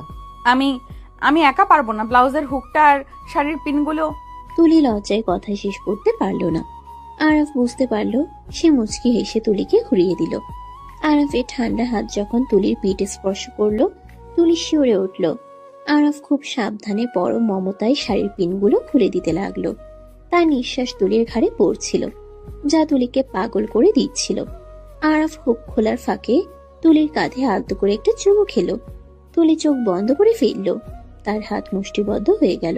যাও, ফ্রেশ হয়ে এসো, আমি অপেক্ষা করছি। তুলি ওয়াশরুম থেকে একটা হালকা সুতির শাড়ি পরে বের হলো, ভেজা চুলগুলো তোয়ালে দিয়ে মুছছে।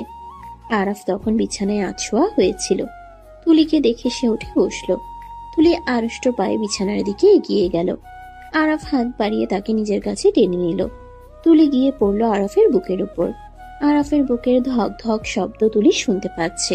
এখন আর ভয় করছে? একটু। আমাকে ভয় পাওয়ার কিছু নেই। আমি তোমার আরাফ, তোমার বন্ধু, তোমার সব। আজ থেকে আমাদের জীবনের নতুন অধ্যায় শুরু হলো।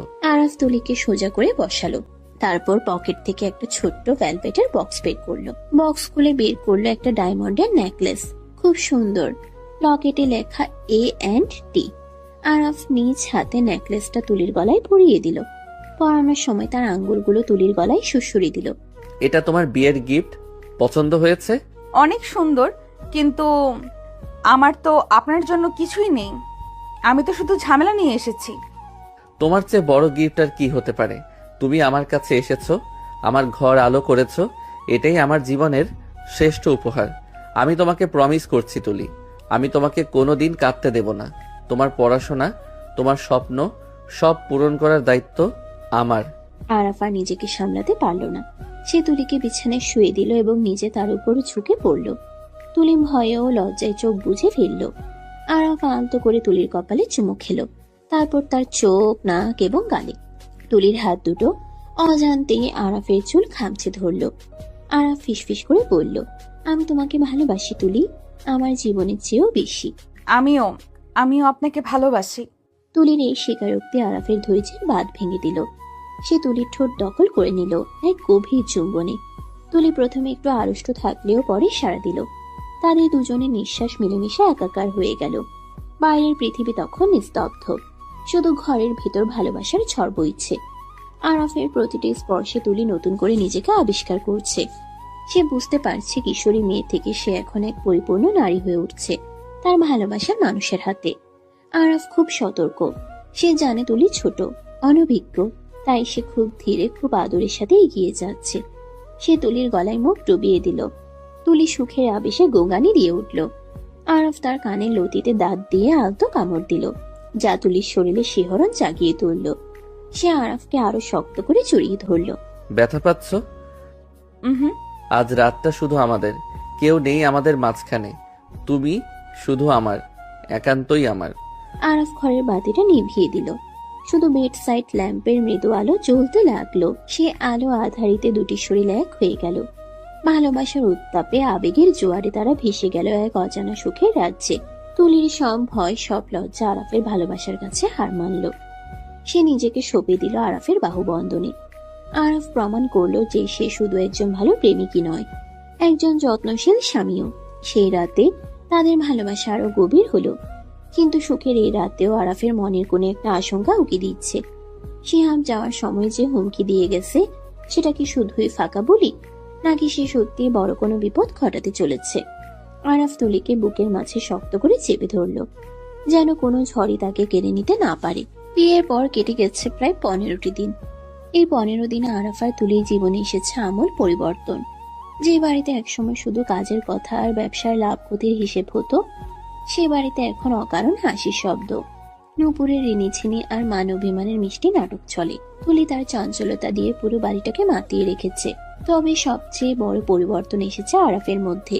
যে মানুষটা ল্যাপটপ আর ফাইলের বাইরের জগৎটাকে চিনত না, সে এখন অফিস থেকে ফেরার পথে রাস্তায় জ্যামে আটকে থাকলে অধৈর্য হয়ে যায়। কখন বাড়ি ফিরবে, কখন তার পিচ্ছি বউয়ের মুখটা দেখবে। তাদের বাসর রাতের সেই গভীর মিলন তাদের সম্পর্ককে এক অদৃশ্য কিন্তু শক্তিশালী সুতোয় বেঁধে দিয়েছে। সকাল 8টা, জানালার ভারী পর্দা ভেদ করে সূর্যের আলো সোজা এসে পড়েছে আরাফের চোখে। সে আড়মোড়া ভেঙে পাশ ফিরল, দেখলো পাশে তুলি নেই। বালিশের এক পাশে তুলির ভেজা চুলের ছাপ তখনও লেগে আছে। বাথরুম থেকে জলের শব্দ আসছে। আরাফ মুচকি হাসলো। গত রাতের কথা মনে পড়তেই তার গাল সামান্য লাল হয়ে উঠল। মেয়েটা বয়সে ছোট হতে পারে, কিন্তু ভালোবাসার গভীরতায় সে আরাফকেও হার মানায়। আরাফ বিছানা ছেড়ে উঠে বসলো। এই নতুন জীবনটা তার কাছে স্বপ্নের মতো মনে হয়।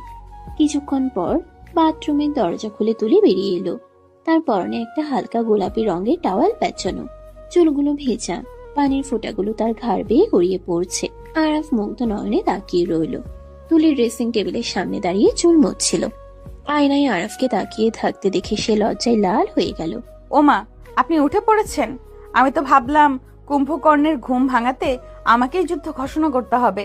যুদ্ধ তো তুমি রোজই করো, কখনো চোখের ইশারা দিয়ে, কখনো বা এই ভেজা চুলের গন্ধে। আর কাল রাতে যা করেছো, তারপর কি ঘুম আসে?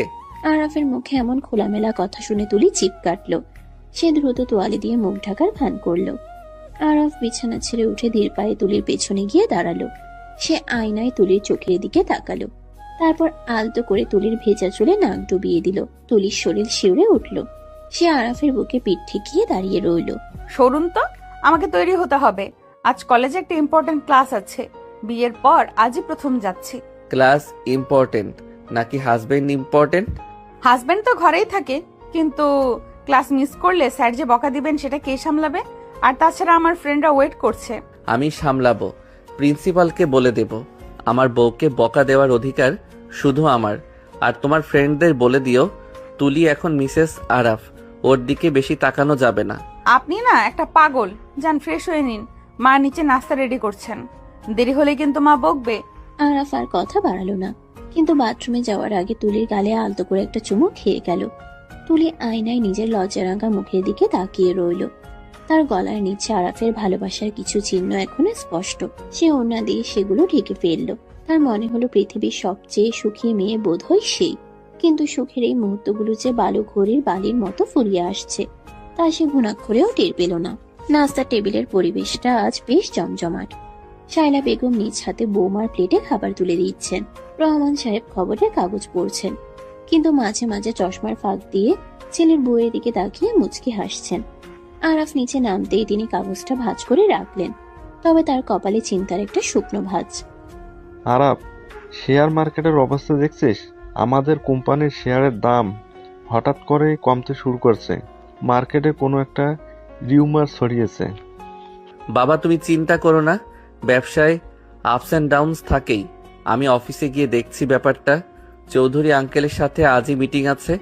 মনে হয় কোনো রাইভাল কোম্পানি গুজব ছড়াচ্ছে। আরাফ, তুই বেশি টেনশন নিস না। নতুন বিয়ে করেছিস, একটু রিল্যাক্স থাক। ব্যবসা তো সারা জীবনই করবি। দেখ তো, তুলির মুখটা কেমন শুকিয়ে গেছে তোর চিন্তায়। ঠিকই তো, আপনি সব সময় অফিস অফিস করেন। আজ না হয় একটু দেরি করে যান, আমাকে কলেজে ড্রপ করে তারপর যান। দেরি করে গেলে তোমরাই না খেয়ে থাকবে। বউ পালতে হলে তো কাজ করতেই হবে, তাই না পিচ্ছি? তবে হ্যাঁ, তোমাকে আমি ড্রপ করব। ড্রাইভার চাচাকে ছুটি দিয়েছি। আরাফ পরিবেশটা হালকা করার চেষ্টা করলো, কিন্তু তার মনের ভেতর একটা খচখচানি কাজ করছে। গত 15 দিন ধরে শিহাবের কোনো খোঁজ নেই। সে চুপচাপ আছে। আরাফ জানে শিহাব চুপ করে থাকার পাত্র নয়। সে যাওয়ার সময় যে হুমকি দিয়ে গিয়েছিল, তোমরা ভুল করছো, এর জন্য পস্তাতে হবে, সেটা আরাফের কানে এখনো বাজে। ঝড়ের আগে প্রকৃতি যেমন থমথমে থাকে, শিহাবের এই নীরবতাও কি তেমনি কোনো বড় বিপদের ইঙ্গিত? গাড়িতে ওঠার পর আরাফ নিজেই সিট বেল্ট পরিয়ে দিল তুলিকে। তার মুখটা তুলির খুব কাছে চলে এলো। তুলির নিঃশ্বাস আটকে যাওয়ার উপক্রম। আরাফ ইচ্ছে করে একটু দেরি করছে সিট বেল্ট লাগাতে। তার চোখের দৃষ্টি তুলির ঠোঁটে। কলেজে গিয়ে কিন্তু বেশি লাফালাফি করবে না, মনে রেখো। তুমি এখন বিবাহিতা। শাড়ির আঁচল ঠিক রেখো। আমি কি বাচ্চা? সব বুঝি। আর আপনি সাবধানে ড্রাইভ করবেন, স্পিড বাড়াবেন না। গাড়ি চলছে। তুলি জানালা দিয়ে বাইরে তাকিয়ে আছে। আরাফ এক হাত দিয়ে স্টিয়ারিং ধরে আছে, অন্য হাত দিয়ে আলতো করে তুলির বাম হাতটা নিজের হাতের মুঠোয় নিয়ে নিল। তুলি চমকে তাকালো। আরাফ সামনে তাকিয়েই আছে, কিন্তু তার হাতের বাঁধন বেশ শক্ত। তুলির খুব ভালো লাগছে। এই ছোট ছোট অধিকার বোধগুলোই তাকে আরাফের প্রতি আরো দুর্বল করে দিচ্ছে।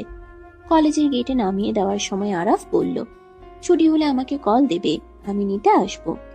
অফিসে পৌঁছে আরাফ ব্যস্ত হয়ে পড়ল। তার পিএ মিসেস রিনা দৌড়ে এলো। তার চোখে মুখে আতঙ্ক। আরাফ নিজের কেবিনে ঢোকার আগেই রিনা তাকে থামালো। স্যার, সর্বনাশ হয়ে গেছে। ক্লায়েন্টরা একের পর এক প্রজেক্ট ক্যান্সেল করছে। তারা বলছে আমাদের কোম্পানির সলভেন্সি নিয়ে নাকি প্রশ্ন উঠেছে। মানে কি? আমাদের ফিনান্সিয়াল রিপোর্ট তো ক্লিয়ার। কে ছড়াচ্ছে এসব? স্যার, কেউ একজন আমাদের মেইন সার্ভার হ্যাক করে কিছু ফেক ডকুমেন্ট লিক করেছে। সেখানে দেখানো হয়েছে যে আমরা গত 3 বছর ধরে ট্যাক্স ফাঁকি দিচ্ছি এবং ইলিগাল সোর্স থেকে টাকা আনছি। শুধু তাই নয়, চৌধুরী গ্রুপ অফ ইন্ডাস্ট্রিজ আমাদের সাথে পার্টনারশিপ ব্রেক করার নোটিশ পাঠিয়েছে। আরাফের মাথায় আকাশ ভেঙে পড়ল। সে দ্রুত ল্যাপটপ অন করলো। মেল চেক করতেই দেখলো ইনবক্স ভর্তি হুমকি আর লিগ্যাল নোটিশ। চৌধুরী সাহেবও মেল করেছেন। পার্টনারশিপ ক্যান্সেল করার নোটিশ এবং তার মেয়ে নীলাকে অপমান করার অভিযোগও পরোক্ষভাবে এনেছেন। আরাফ বুঝতে পারল এটা কোনো সাধারণ হ্যাকারের কাজ নয়, ওয়ারের শত্রু বিভীষণ। এটা শিহাবের কাজ। সে ছাড়া আরাফের সার্ভারের দুর্বলতা কেউ জানে না। আরাফ টেবিলের উপর রাখা কাছের পেপার ওয়েটটা সজোরে ছুঁড়ে মারল দেয়ালে। ঝনঝন করে শব্দ হলো। শিহাব, আমি তোকে ছাড়বো না। তুই আমার পেটে লাথি মেরেছিস, কিন্তু আমার সম্মানে হাত দিয়েছিস। এর শেষ আমি দেখে ছাড়বো। আরাফ দ্রুত তার লিগ্যাল টিমকে কল করলো। রোকন, আরাফের বন্ধু এবং আইনজীবী দ্রুত চলে এলো, কিন্তু পরিস্থিতি নিয়ন্ত্রণের বাইরে চলে যাচ্ছে। টিভি চ্যানেলগুলোতে ব্রেকিং নিউজ শুরু হয়ে গেছে। বিশিষ্ট ব্যবসায়ী আরাফ রহমানের বিরুদ্ধে মানি লন্ডারিং এর অভিযোগ। আরাফ ফোন হাতে স্তব্ধ হয়ে বসে রইল। তার চোখের সামনে ভেসে উঠল তুলির মুখটা। তুলি কি সহ্য করতে পারবে এই অপমান? তারা অসুস্থ বাবা মা। আরাফ, তুই এখনই বাড়ি যা। পুলিশ যে কোনো সময় অ্যারেস্ট করতে পারে। অ্যান্টিসিপেটরি বিলের ব্যবস্থা করতে হবে, কিন্তু আজ আদালত বন্ধ। কাল সকালের আর কিছু করা যাবে না। আমি পালাবো না রোকন। আমি নির্দোষ। আমি পালালে সবাই ভাববে আমি দোষী। আমি ফেস করব, কিন্তু আমার চিন্তা তুলিকে নিয়ে। ও খুব ভেঙে পড়বে। এদিকে কলেজে তুলির মন বসছে না। ক্লাসে স্যার লেকচার দিচ্ছেন, কিন্তু তুলির কানে কিছুই ঢুকছে না। তার বুকটা ধকধক করছে। অকারণে ডান চোখটা কাঁপছে। মা বলতেন ডান চোখ লাফালে নাকি বিপদ আসে। তুলি ক্লাস থেকে বেরিয়ে এলো। সে আরাফকে কল করলো। ফোন বাজছে, কিন্তু আরাফ ধরছে না। তুলির অস্থিরতা বেড়ে গেল। সে ড্রাইভারকে কল করতে গিয়ে মনে পড়লো আজ ড্রাইভার নেই। সে উবার ডাকলো। গাড়িতে বসে তুলি ফেসবুকে ঢুকলো। নিউজ ফিড স্ক্রল করতেই তার হাত থেকে ফোনটা পড়ে গেল। বড় বড় অক্ষরে লেখা, আরাফ রহমান গ্রেফতার হতে পারেন যে কোনো মুহূর্তে। 1000 কোটি টাকার জালিয়াতি। তুলির পৃথিবীটা দুলতে শুরু করলো। তার চোখের সামনে অন্ধকার নেমে এলো। সে চিৎকার করে ড্রাইভারকে বলল, ভাইয়া জলদি বাসায় চলুন, জলদি। বাসায় ফিরে তুলি দেখলো এক হৃদয় বিদারক দৃশ্য। বাড়ির গেটের সামনে সাংবাদিকদের ভিড়। তারা ক্যামেরা আর মাইক্রোফোন নিয়ে হুমড়ি খেয়ে পড়ছে। দারোয়ান সোহেল তাদের আটকাতে হিমশিম খাচ্ছে। তুলি কোনো মতে পিছনের গেট দিয়ে বাড়িতে ঢুকলো। ড্রয়িং রুমে শাইলা বেগম সোফায় শুয়ে আছেন। ডাক্তার রায়হান তার প্রেশার মাপছেন। মীরা আপু কাঁদছে। রহমান সাহেব মাথায় হাত দিয়ে পাথরের মতো বসে আছেন। মা, কি হয়েছে?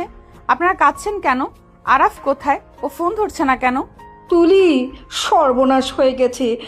আরাফের নামে ওয়ারেন্ট বের হয়েছে। পুলিশ আসছে ওকে নিতে।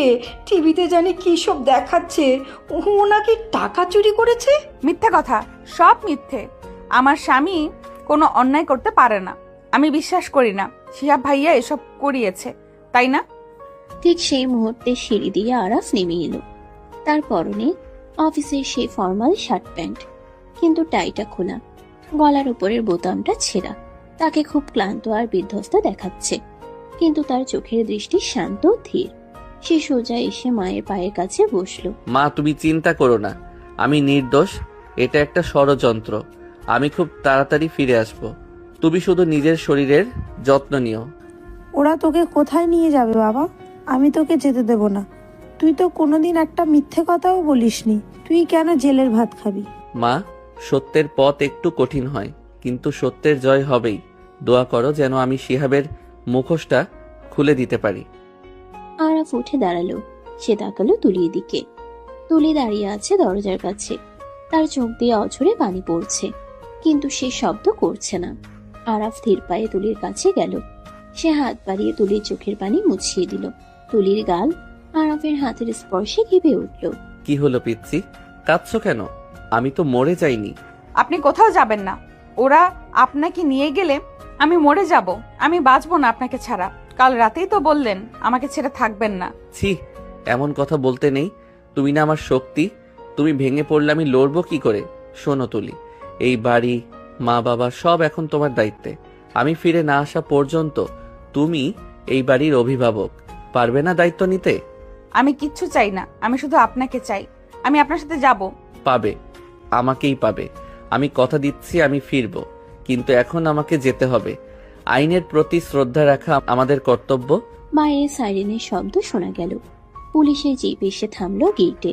ইন্সপেক্টর জামাম সদল বলে ড্রয়িং রুমে প্রবেশ করলেন। তিনি আরাফকে চেনেন, তাই তার চোখেও কিছুটা অস্বস্তি। Mister Araf, I am sorry, কিন্তু উপর মহলের অর্ডার, আপনাকে আমাদের সাথে থানায় যেতে হবে। আপনার বিরুদ্ধে মানি লন্ডারিং এবং জালিয়াতির শক্ত প্রমাণ আছে। ইটস ওকে অফিসার, আপনি আপনার ডিউটি করুন, আমি প্রস্তুত। পুলিশ অফিসার আরাফের হাতে হাত করা পড়ালেন। সেই ধাতব ক্লিক শব্দটা ড্রয়িং রুমের নিস্তব্ধটাকে খান খান করে দিল। শায়লা বেগম চিৎকার করে জ্ঞান হারালেন। মীরা আর মর্জিনা খালা তাকে ধরলেন। তুলি এক দৃষ্টিতে তাকিয়ে রইল আরাফের হাতের দিকে, যে হাতে সকালে সে চুমু খেয়েছিল, যে হাত তাকে বিপদের থেকে আঁকড়ে রাখত। সে হাতে এখন হাত করা। তুলির শরীরে রক্ত গরম হয়ে উঠল। সে ছুটে গিয়ে অফিসারের সামনে দাঁড়ালো। অফিসার, আপনারা ভুল করছেন। আমার স্বামী নির্দোষ, তাকে ফাঁসানো হয়েছে। আপনারা আসল অপরাধীকে খুঁজুন। শিহাব সব করেছে। ম্যাডাম, আমরা প্রমাণের ভিত্তিতে কাজ করি, আপনার আবেগ দিয়ে আইন চলে না। পথ ছাড়ুন। আরাফ তুলির দিকে তাকিয়ে হাসল। সে হাসিটা করুন কিন্তু আশ্বাসের। সে ফিসফিস করে বলল, বিশ্বাস রেখো। তারপর পুলিশের সাথে বেরিয়ে গেল। তুলি দৌড়ে গেল গেট পর্যন্ত। বৃষ্টির মধ্যে পুলিশের গাড়িটা ধুলো আর কাদা উড়িয়ে চলে গেল। তুলি রাস্তায় কাদার উপর বসে পড়ল। তার মনে হলো তার কলিজাটা কেউ ছিঁড়ে নিয়ে গেল। আকাশ ভেঙে বৃষ্টি নামলো, যেন প্রকৃতিও এই অবিচারের শোকে কাঁদছে। তুলি বৃষ্টিতে ভিজছে, কিন্তু তার কোনো হুঁশ নেই। সন্ধ্যা গড়িয়ে রাত হয়েছে। তুলি নিজের ঘরে আরাফের বিছানায় গুটিসুটি মেরে বসে আছে। তার হাতে আরাফের সেই বালিশটা, যাতে এখন আরাফের গায়ের গন্ধ লেগে আছে। সারা বাড়ি স্তব্ধ। রহমান সাহেব অসুস্থ হয়ে বিছানায়। শায়লা বেগমকে ঘুমের ওষুধ দেওয়া হয়েছে। মীরা আপু তুলিকে কিছু খাওয়াতে চেষ্টা করেছিল, কিন্তু তুলি মুখ খোলেনি। তুলির মনের মধ্যে এখন আর কান্না নেই। সেখানে এখন জন্ম নিচ্ছে এক তীব্র জিঘাংসা। সে জানে এই কাজটা কার। শিহাব। কলেজে যাওয়ার সময় সে দেখেছিল শিহাবের গাড়িটা তাদের অফিসের দিকেই যাচ্ছিল। তাছাড়া আরাফের ল্যাপটপের পাসওয়ার্ড আর সার্ভারের অ্যাক্সেস শিহাব একসময় জানতো, যখন তারা একসাথে বিজনেস প্ল্যান করত। তুলি উঠে দাঁড়ালো। সে আয়নার সামনে গেল। তার চোখের কাজল লেপটে ভূত হয়ে আছে। সে টিস্যু দিয়ে মুখ মুছল, চুলগুলো বাঁধল। এই মুহূর্তে সে আর 17 বছরের কিশোরী নয়। সে এখন আরাফের স্ত্রী, একজন যোদ্ধার স্ত্রী। আরাফ বলেছিল, তুমি আমার শক্তি। আজ সেই শক্তি দেখানোর সময় এসেছে। আরাফ, তুমি বলেছিলে তুমি ফিরবে, আমি তোমাকে ফিরিয়ে আনবো। শিহাব ভাইয়া, আপনি ভুল মানুষের সঙ্গে পাঙ্গা নিয়েছেন। আমি আমার স্বামীকে মুক্ত করবই। তুলি আরাফের স্টাডি রুমে ঢুকলো, দরজা বন্ধ করে দিল। আরাফের পার্সোনাল ল্যাপটপটা বের করলো। সে জানে না কি করতে হবে, কিন্তু তাকে কিছু একটা করতেই হবে। ল্যাপটপ অন করলো, পাসওয়ার্ড চাইলো। তুলি মুচকি হাসলো। পাসওয়ার্ডটা আরাফ কিছুদিন আগেই চেঞ্জ করেছে। নতুন পাসওয়ার্ড হলো তুলি আমার জীবন। তুলি টাইপ করলো, ল্যাপটপ খুলে গেল। সেখানে একটা ফোল্ডার ছিল, নাম ব্যাকআপ। আরাফ সবসময় সবকিছুর ব্যাকআপ রাখতো, এমনকি সার্ভার লগও। তুলি ফোল্ডারটা ওপেন করলো। সেখানে গত 24 ঘন্টার সব ট্রানজ্যাকশন হিস্ট্রি আছে। তুলি খুব মনোযোগ দিয়ে দেখতে লাগলো। হঠাৎ তার চোখে পড়লো একটা অদ্ভুত আইপি অ্যাড্রেস। অফিসের সময়ের বাইরে রাত 3টার সময় কেউ একজন সার্ভারে লগ ইন করেছিল, আর ওই সময় আরাফ ঘুমাচ্ছিল তুলির পাশে। তুলি সাক্ষী। তুলি দ্রুত তার মোবাইল বের করলো। সে কল করলো রোকন ভাইকে। রোকন ভাই, আমি তুলি বলছি। ভাবি, আমি খুব সরি। আমি আরাফের বেলের চেষ্টা করছি, কিন্তু আগামীকাল সকালের আগে কিছু হবে না। বেলের কথা বাদ দিন, আমি প্রমাণ পেয়েছি কে এটা করেছে। আরাফের সার্ভারে রাত 3টায় একটা আননোন আইপি থেকে লগ ইন করা হয়েছিল। ওই আইপিটা ট্রেস করতে হবে। আমার বিশ্বাস এটা শিহাব ভাইয়ার লোকেশন। শিহাব? কিন্তু ও তো, আচ্ছা ভাবি, আপনি ওই আইপিটা আমাকে মেসেজ করুন। আমি এখনই আমার আইটি টিমকে দিয়ে চেক করাচ্ছি। যদি এটা শিয়াবের লোকেশন হয় তাহলে আর দেখতে হবে না। শুধু চেক করলেই হবে না, ওকে হাতে নাতে ধরতে হবে। আমার একটা প্ল্যান আছে। কি প্ল্যান? শিহাব ভাইয়া খুব লোভী আর উনি আমাকে পছন্দ করেন। উনি নিশ্চয়ই এই সুযোগে আমার কাছে আসবেন, আমাকে দুর্বল ভাববেন। আমি সেই সুযোগটাই নেব। সাপকে গর্ত থেকে বের করতে হলে তো বাঁশি বাজাতেই হবে। তুলির কণ্ঠস্বরে যে দৃঢ়তা ছিল তাতে রোকন অবাক হলো। তিনি ভাবতেই পারেননি এটুকু একটা মেয়ে এতটা ঠান্ডা মাথায় চিন্তা করতে পারে। তিনি রাজি হলেন। রাত গভীর হচ্ছে, বাইরে এখনো টিপ টিপ বৃষ্টি পড়ছে। তুলি বারান্দায় দাঁড়িয়ে আছে, তার হাতে মোবাইল। সে শিহাবের নাম্বারে ডায়াল করলো। রিং হচ্ছে, একবার দুবার। শিহাব ফোন ধরলো। হ্যালো, কে? তুলি?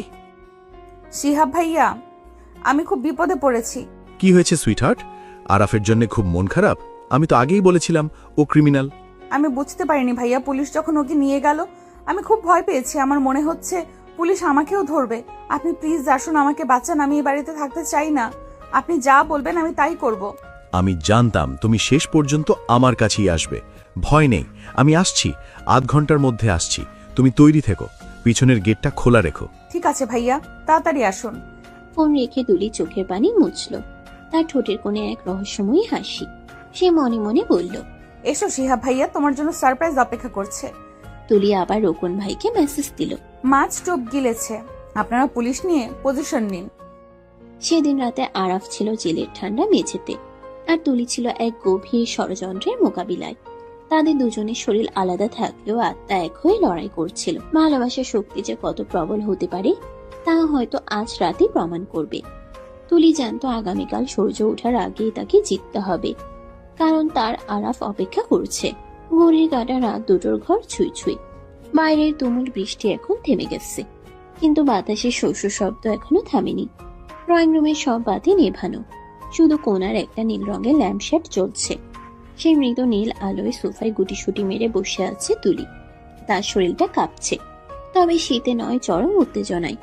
তার হৃদস্পন্দন এত দ্রুত হচ্ছে যে মনে হচ্ছে বুকের পাঁজর ভেঙে বেরিয়ে আসবে। একটু আগেই সে রোকন ভাই, ইন্সপেক্টর জামান এবং দুজন কনস্টেবলকে পেছনের গেস্ট রুমে লুকিয়ে থাকতে বলেছে। মঞ্চ প্রস্তুত, এখন শুধু অভিনেতার প্রবেশের অপেক্ষা। তুলি জানে এই রাতটাই তার জীবনের সবচেয়ে বড় পরীক্ষার রাত। হঠাৎ পেছনের বাগানের দিকের কাছের দরজায় খুব হালকা টোকা পড়ল। তুলি চমকে উঠল। সে জানে এটা কে। সে নিজেকে শান্ত করার জন্য এক গ্লাস পানি খেল, তারপর ধীর পায়ে দরজার দিকে এগিয়ে গেল। কাপা হাতে সে দরজার লকটা খুলল। দরজা খুলতেই দমকা বাতাসের সাথে ভেতরে প্রবেশ করলো শিহাব। তার পরনে কালো রেইনকোট, চুলে বৃষ্টির পানি, তার মুখে এক কুটিল বিজয়ের হাসি লেগে আছে। বাহ, আমার পিচ্চি ভাবি তো দেখি খুব পাংচুয়াল। আমি জানতাম তুমি আমার জন্যই অপেক্ষা করবে। আরাফ জেলে যাওয়ার পর এই বিশাল বাড়িতে একা থাকতে ভয় করছে, তাই না? শিহাব ভাইয়া, আপনি এসেছেন। আমি খুব ভয় পাচ্ছি। পুলিশ যদি জানতে পারে আপনি এখানে। তুলির গলার স্বর কাঁপছে। শিহাব ভাবল এটা ভয়ের কাঁপুনি, কিন্তু আসলে এটা ঘৃণার কাঁপুনি। শিহাব রেইনকোটটা খুলে সোফার উপরে ছুঁড়ে ফেলল। সে খুব আয়েশ করে সোফায় বসল, যেন এটা তার নিজের বাড়ি। তুলি দরজার কাছেই দাঁড়িয়ে রইল। আরে ধুর, পুলিশ এখন আরাফকে নিয়ে ব্যস্ত। আর এই ঝড় বৃষ্টির রাতে কাক পক্ষীও টের পাবে না আমি এখানে। তা বলো, আমাকে কেন ডেকেছ? খুব মিস করছিলে বুঝি, নাকি আরাফের অবর্তমানে পুরনো প্রেমিকের কথা মনে পড়ল? শিহাবের কথাগুলো বিষের মতো তুলির কানে বিঁধল। সে নিজেকে সংযত রাখল। এখন রাগে ফেটে পড়লে চলবে না, তাকে অভিনয় চালিয়ে যেতে হবে। তুলি ধীর পায়ে শিহাবের সামনে সোফায় বসল, কিন্তু যথেষ্ট দূরত্ব বজায় রাখল। মিস না, আসলে আমি খুব অসহায় হয়ে পড়েছি। আরাফকে তো পুলিশ নিয়ে গেল, এখন আমার কি হবে? আমার বাবা মাও অসুস্থ। আপনিই তো বলেছেন আমাকে সাহায্য করবেন। আমি তো ছোট, এইসব আইনি ঝামেলা বুঝি না। সাহায্য তো করবই, তবে ফ্রিতে তো আর সাহায্য হয় না সুইটহার্ট। আরাফ তো শেষ, ওর কোম্পানি, ওর রেপুটেশন সব ধুলোয় মিশে গেছে। কাল সকালে নিউজ হবে আরাফ দেউলিয়া। এখন তুমি যদি বুদ্ধিমতী হও তবে আরাফকে ডিভোর্স দিয়ে আমার কাছে চলে এসো। আমি তোকে লন্ডনে নিয়ে যাব, রানীর মতো রাখবো। কিন্তু ভাইয়া, আরাফ তো নির্দোষ। ও যদি জেল থেকে বেরিয়ে আসে, ও যদি প্রমাণ করে দেয় যে ও কিছু করেনি। প্রমাণ করবে? অসম্ভব। আমি এমনভাবে ওর সার্ভারে ফেক ডকুমেন্ট আর মানি লন্ডারিংয়ের রেকর্ড প্লান্ট করেছি যে ও বাপের জন্মেও প্রমাণ করতে পারবে না ও নির্দোষ। রাত ৩টে যখন ও তোমার কোলে মাথা রেখে ঘুমোচ্ছিল, তখন আমি আমার ডেরা থেকে ওর আইপি হ্যাক করে সব গেম সেট করে দিয়েছি। চৌধুরী আঙ্কেলকে বেনামি মেলটাও আমিই করেছি। আরাফ পচে মরবে জেলে, আর তুমি রাজত্ব করবে আমার সাথে। শিহাব খুব তৃপ্তির সাথে হাসল। নিজের বুদ্ধির জয়ে সে অন্ধ হয়ে আছে। সে খেয়ালই করল না যে তুলির মুখের ভয়ের ছাপটা মুহূর্তেই মিলিয়ে গেছে। সেখানে ফুটে উঠেছে এক তীব্র আক্রোশ আর বিজয়ের আভা। তুলি তার হাতের মুঠোফোনটা তুলে ধরল। স্ক্রিনে কল রেকর্ডিং অন করা, আর লাইনটা কানেক্ট করা আছে রোকন ভাইয়ের নাম্বারে। আপনি জেতেননি শিহাব ভাইয়া, আপনি হেরে গেছেন, কারণ আপনি ভুলে গেছেন আরাফের সততার সাথে এখন আমার বুদ্ধিও যোগ হয়েছে। আপনি ভেবেছিলেন আমি বাচ্চা, কিচ্ছু বুঝি না। মানে কি বলতে চাও তুমি? ফোনটা নামাও। ঠিক তখনই গেস্ট রুমে দরজা খুলে বেরিয়ে এলেন রোকন, ইন্সপেক্টর জামান এবং আরো দুজন পুলিশ। শিহাব ভূত দেখার মতো চমকে উঠল। সে সোফা থেকে লাফিয়ে উঠল, তার চোখ ছানা পড়া। সে পালানোর জন্য পেছনের দরজার দিকে দৌড় দিল, কিন্তু ইন্সপেক্টর জামান তাকে চ্যাপটে ধরলেন। মিস্টার শিয়াব, পালানোর চেষ্টা করবেন না। আপনার সব স্বীকারোক্তি আমরা শুনেছি এবং রেকর্ড করছি। সাইবার ক্রাইম এবং জালিয়াতির অভিযোগে আপনাকে অ্যারেস্ট করা হলো। এটা হতে পারে না, এটা মিথ্যে। তুলি, তুমি আমার সাথে বেইমানি করলে। আমি তোমাকে ভালোবাসতাম, আমি তোমার ভালোর জন্যই সব করেছি। ভালোবাসা? আপনি ভালোবাসার মানে জানেন না শিহাব ভাইয়া। আপনি যেটা করেছেন সেটা নোংরামি। আমার স্বামীর ক্ষতি করে, আমার সংসার ধ্বংস করে আপনি আমার ভালোবাসা পাওয়ার আশা করেন? ছি, আপনার মতো ভাইয়ের বোন পরিচয় দিতেও আমার ঘৃণা হচ্ছে। নিয়ে যেন কেউ অফিসার, আমি এই লোকটার মুখও দেখতে চাই না। পুলিশ শিহাবকে হাত করা পরিয়ে টেনে নিয়ে গেল। যাওয়ার সময় শিহাবের চোখে ছিল অবিশ্বাস আর পরাজয়ের গ্লানি। ড্রয়িং রুম আবার শান্ত হলো। রোকন এগিয়ে এসে তুলির সামনে দাঁড়ালেন, তার চোখে মুগ্ধতা। ভাবি, আমি সত্যি মুগ্ধ। আপনি আজ যা করলেন তা কোনোদিন ভোলার নয়। আরাপ গর্ব করবে আপনার জন্য। আমি এখনই এই রেকর্ডিংয়ের আইপি টেস্টিং রিপোর্ট নিয়ে থানায় যাচ্ছি। ম্যাজিস্ট্রেট স্যারের সাথে কথা বলে আরাফকে ভোরের আগেই বের করে আনার ব্যবস্থা করছি। রোকন ভাইয়া, আরাফ কখন আসবে? আমি কি সাথে যাব? না ভাবি, আপনি অনেক ধকল সহ্য করেছেন। আপনি বাসায় বিশ্রাম নিন। আমি কথা দিচ্ছি সূর্য ওঠার আগেই আপনার আরাপ আপনার কাছে থাকবে। রোকন ভাই চলে যাওয়ার পর তুলি আর ঘরে টিকতে পারল না। সে মেইন গেটের কাছে এসে দাঁড়ালো। ভোর 5টা, পূব আকাশ ফর্সা হয়ে আসছে। বৃষ্টির ভেজা মাটির গন্ধ বাতাসে ভাসছে। তুলি গেট ধরে দাঁড়িয়ে রাস্তার দিকে তাকিয়ে আছে। তার চোখের পাতা এক মুহূর্তের জন্যও নড়ছে না। তার মনে হচ্ছে প্রতিটি সেকেন্ড যেন এক একটা যুগ। হঠাৎ দূরে একটা গাড়ির হেডলাইট দেখা গেল। তুলির বুকটা ধকধক করে উঠল। গাড়িটা কাছে এলো, আরাফের গাড়ি। রোকন ভাই ড্রাইভ করছেন, আর পাশের সিটে আরাফ। গাড়ি থামতেই আরাফ নামলো। তার পরনে গতকালের সেই জামা কাপড়, শার্টটা কুচকানো, মুখ ভর্তি খোঁচা খোঁচা দাড়ি, চোখের নিচে কালির দাগ। কিন্তু তাকে দেখা মাত্রই তুলির মনে হলো পৃথিবীর সবচেয়ে সুন্দর দৃশ্য এটাই। আরাফ গেট দিয়ে ঢুকতেই থমকে দাঁড়ালো। সে দেখলো তার পিচ্ছি বউটা দাঁড়িয়ে আছে।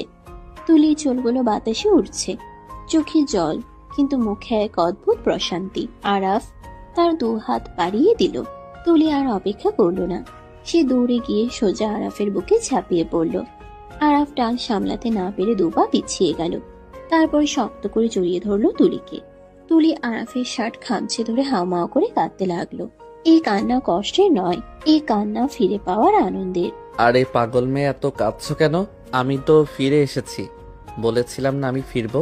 আপনি জানেন না আমি কতটা ভয় পেয়ে গেছিলাম। আমার মনে হচ্ছিল আমি নিঃশ্বাস নিতে পারছি না। আপনি ছাড়া এই বাড়িটা, এই পৃথিবীটা আমার কাছে নরক মনে হচ্ছিল। বোকা মেয়ে, আমার নিঃশ্বাস তো তোমার কাছে জমা রেখে গিয়েছিলাম। আমি কি করে তোমাকে ছেড়ে থাকবো? আমি তো জানতাম আমার ঘরে এমন এক বাঘিনী আছে যে যমরাজকেও হার মানাতে পারে। বাড়ির ভেতর থেকে শায়লা বেগম, রহমান সাহেব এবং মীরা বেরিয়ে এলেন। শায়লা বেগম ছেলেকে জড়িয়ে ধরে কান্নায় ভেঙে পড়লেন। রহমান সাহেব ছেলের কাঁধে হাত রাখলেন। এক আবেগঘন পরিবেশ তৈরি হলো। তবে সবাই বুঝতে পারলো এখন আরাফ আর তুলির একান্ত সময় প্রয়োজন। মীরা সবাইকে ইশারা করে ভিতরে নিয়ে গেল। আরাফ তুলির হাত ধরল। রুমে চলো, আমার খুব বিশ্রাম দরকার আর আমার বউয়ের হাতের 1 কাপ কফি দরকার। বেডরুমে ঢুকে আরাফ সোফায় গায়ে দিল। সে সত্যি খুব ক্লান্ত। গত 24 ঘন্টার মানসিক ধকল তাকে নিঃশেষ করে দিয়েছে। জেল হাজতের ওই নোংরা পরিবেশ, অনিশ্চয়তা সবকিছু মিলিয়ে সে বিধ্বস্ত। তুলি দরজা লক করে দিল। সে জানে এখন তার স্বামীকে সুস্থ করে তোলার দায়িত্ব তার। সে দ্রুত বাথরুমে গিয়ে গিজার অন করলো। তারপর আলমারি থেকে আরাফের তোয়ালে আর পরিষ্কার কাপড় বের করে রাখলো। তুলি এসে আরাফের পায়ের কাছে বসলো। সে খুব যত্ন করে আরাফের জুতো আর মোজা খুলে দিল। আরাফ বাধা দিতে চাইলো। তুলি কি করছো? থাক, আমি খুলছি। একদম চুপ। আপনি এখন আমার পেশেন্ট। আমি যা বলবো তাই শুনবেন, কোনো কথা বলবেন না। তুলির এই অধিকার বোধ দেখে আরাফ মুচকি হাসলো। সে চুপ করে গেল। তুলি ওয়াশরুম থেকে গরম পানি আর তোয়ালে ভিজিয়ে নিয়ে এলো। সে পরম মমতায় আরাফের হাত মুখ মুছিয়ে দিল। আরাফ চোখ বন্ধ করে তুলির সেবা অনুভব করছিল। তার মনে হলো স্বর্গের সুখ হয়তো একেই বলে। তুলির নরম হাতের স্পর্শে তার সব ক্লান্তি যেন ধীরে ধীরে দূর হয়ে যাচ্ছে। তুমি জানো জেলে বসে আমি সারাক্ষণ কি ভাবছিলাম? কি ভাবছিলেন? ভাবছিলাম যদি আমি আর ফিরতে না পারি, যদি আমার পিচ্চি বউটাকে আর দেখতে না পাই। ওই অন্ধকার সেলে আমার দম বন্ধ হয়ে আসছিল, কিন্তু তারপর মনে হলো আমার বউ আমাকে এত সহজে ছাড়বে না। একদম না। আমি যমরাজকেও বলতাম আমার স্বামীকে ফেরত দাও। আপনি ফ্রেশ হয়ে নিন, আমি কফি নিয়ে আসছি। আরাফ শাওয়ার নিয়ে বের হলো। তুলি কফি আর স্যান্ডউইচ নিয়ে অপেক্ষা করছিল। আরাফ বিছানায় বসলো। তুলি নিজ হাতে তাকে খাইয়ে দিল। খাওয়ার পর আরাফ তুলিকে ইশারা করলো তার কাছে আসার জন্য। তুলি ট্রেটা সাইড টেবিলে রেখে আরাফের কাছে সরে এলো। আরাফ তুলিকে টেনে নিজের কোলের উপর বসালো। তুলি লজ্জায় কুকড়ে গেল, কিন্তু বাধা দিল না। আরাফ তার মুখটা তুলির কাঁধে গুজে দিল। আরাফের ভেজা চুলের পানি টপ টপ করে তুলির ঘাড়ে পড়ছে, যা তাকে শিহরিত করছে। Thank you. কেন? আমাকে বাঁচানোর জন্য, আমার সম্মান ফিরিয়ে দেওয়ার জন্য। তুমি জানো না তুলি, তুমি আমার জন্য কি করেছো। আমি ভাবতাম তুমি ছোট, তোমাকে আগলে রাখা আমার দায়িত্ব, কিন্তু আজ তুমি আমাকে আগলে রেখেছো। তুমি প্রমাণ করেছো তুমি শুধু আমার বউ নও, তুমি আমার পার্টনার। স্বামী স্ত্রী মানে তো এটাই, একজন হোঁচট খেলে অন্যজন ধরবে। আপনি আমার সিনিয়র হতে পারেন, কিন্তু বিপদে আমি আপনার ঢাল। আরাফ মুখ তুলে তুলির চোখের দিকে তাকালো। সেই চোখে এখন আর কোনো কৌতুক নেই, আছে শুধু গভীর ভালোবাসা আর কৃতজ্ঞতা। আরাফ তীর হাতে তুলির মুখের উপর থেকে অবাধ্য চুলগুলো সরিয়ে দিল। তার আঙ্গুলগুলো তুলির ঠোঁট স্পর্শ করলো। তুলি চোখ বন্ধ করে ফেলল। আমি তোমাকে খুব ভালোবাসি Tuli. I love you more than my life. আজ থেকে আর কোনো দূরত্ব নয়, আজ থেকে আমরা এক। আরাফ আর নিজেকে সংযত রাখতে পারল না। সে তুলির ঠোঁটে এঁকে দিল এক গভীর চুম্বন। এই চুম্বনে ছিল না কোনো তাড়াহুড়ো, ছিল এক দীর্ঘ অপেক্ষার অবসান। তুলির হাত দুটো আরাফের ভেজা চুল খামছে ধরল। সে নিজেকে সঁপে দিল আরাফের কাছে। আরাফ তাকে কোলে নিয়েই বিছানায় শুয়ে দিল। বাইরের ভোরের আলো তখনও পুরোপুরি ফোটেনি। ঘরের ভেতর নীল ডিম লাইটের মায়াবী আলো। আরাফ তুলির চোখের দিকে তাকিয়ে বলল, তুমি আমার সবটুকু জুড়ে আছো তুলি। তোমার এই ছোট ছোট হাত, এই মায়াবী চোখ, এই মিষ্টি হাসি, সব আমার। তুলি ফিসফিস করে বলল, আমি তো আপনারই, জন্ম জন্মান্তর আপনার। আরাফ ধীরে ধীরে তুলির কামিজের বোতামগুলো খুলতে শুরু করলো। তুলি লজ্জায় মুখ লুকালো আরাফের বুকে। আরাফ হাসলো। সে পরম মমতায় তার স্ত্রীকে আদর করতে লাগলো। আরাফের প্রতিটি স্পর্শে তুলির শরীর কেঁপে উঠছে। আরাফ তার গাল, গলা এবং ঘাড়ে ভালোবাসার চিহ্ন আঁকতে শুরু করলো। তাদের দুটি শরীর যখন এক হলো, তখন মনে হলো পৃথিবীর সব সুখই 4 দেয়ালের মাঝে বন্দী। তাদের নিঃশ্বাসের শব্দ, হৃদস্পন্দনের গতি আর ভালোবাসার উত্তাপ মিলেমিশে একাকার হয়ে গেল। দীর্ঘ বিরহ আর মানসিক চাপের পর এই মিলন তাদের সম্পর্ককে নিয়ে গেল এক নতুন উচ্চতায়। আরাফ প্রমাণ পেল তার এই পিচ্ছি বউটি শুধু বয়সে ছোট, কিন্তু ভালোবাসায় সে অনেক বড়। 1 বছর পর কক্সবাজারের সমুদ্র সৈকতের এক প্রাইভেট রিসর্ট। সন্ধ্যা নামছে, সমুদ্রের গর্জন শোনা যাচ্ছে। বিশাল ব্যালকনিতে ইজি চেয়ারে বসে আছে আরাফ। তার পরনে সাদা শীত, তার পরনে সাদা টি শার্ট আর শর্টস। তার কোলে মাথা রেখে শুয়ে আছে তুলি। তুলির পরনে একটা ঢিলে ঢালা নীল গাউন।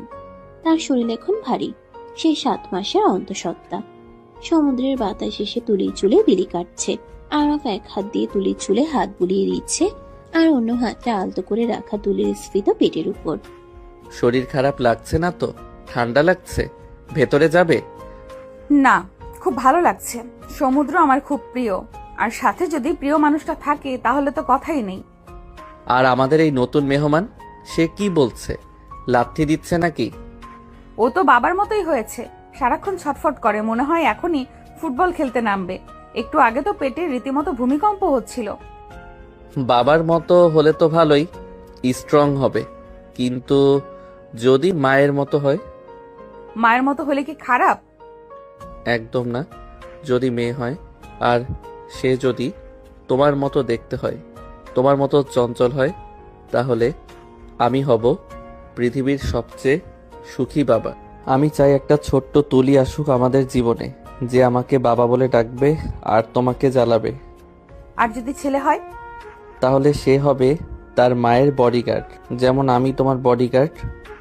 তুলি আরাফের গালের খোঁচা খোঁচা দাড়িতে হাত বুলিয়ে দিল। গত 1 বছরে অনেক কিছু বদলেছে। শিহাবের 10 বছরে জেল হয়েছে। আরাফের ব্যবসা এখন আগের চেয়েও অনেক বড়, কারণ সততার জয় হয়েছে। আর তুলি, সে পড়াশোনা চালিয়ে যাচ্ছে, সাথে সংসার, আর আরাফকে সামলাচ্ছে পুরোদমে। সে ভীত কিশোরী মেয়েটি আজ এক পরিপূর্ণ নারী, এক মমতাময়ী মা হতে চলেছে। আচ্ছা শুনুন, বলো। আপনি কি এখনো সে নীলা আপুর কথা ভাবেন? আবার শুরু হলো? আরে পাগলি, আমার জীবনে তুমি ছাড়া আর কোনো নারীর জায়গা নেই। নীলা, শিলা, বেলা সব বাদ। তুমি আমার শুরু, তুমি আমার শেষ। সত্যি? আকাশের ওই তারার মতো সত্যি, সাগরের এই জলের মতো সত্য। আরাফ ঝুঁকে তুলির কপালে একটা দীর্ঘ চুমু খেলো। তারপর পেটে কান পেতে অনাগত সন্তানের নড়াচড়া শোনার চেষ্টা করলো। তুলি পরম শান্তিতে চোখ বুঝল। সমুদ্রের ঢেউগুলো যেন তাদের ভালোবাসার গান গাইছে। জীবনটা মাঝে মাঝে অনেক কঠিন পরীক্ষা নেয়, কিন্তু ভালোবাসার ভিত যদি মজবুত হয় তাহলে সব ঝড়ই এক সময় থেমে যায় এবং ভোরে সূর্য ফুটে ওঠে। আরাফ আর তুলির গল্পটা শুরু হয়েছিল খুনসুটি, ভুল বোঝাবুঝি আর অমিলের মধ্য দিয়ে, কিন্তু শেষ হলো এক গভীর বিশ্বাস আর পূর্ণতায়। ভাবের পিচ্ছি বোন আজ সত্যিই আরাফের হৃদয়ের রানী, তার সন্তানের মা এবং তার জীবনে ধ্রুবতারা।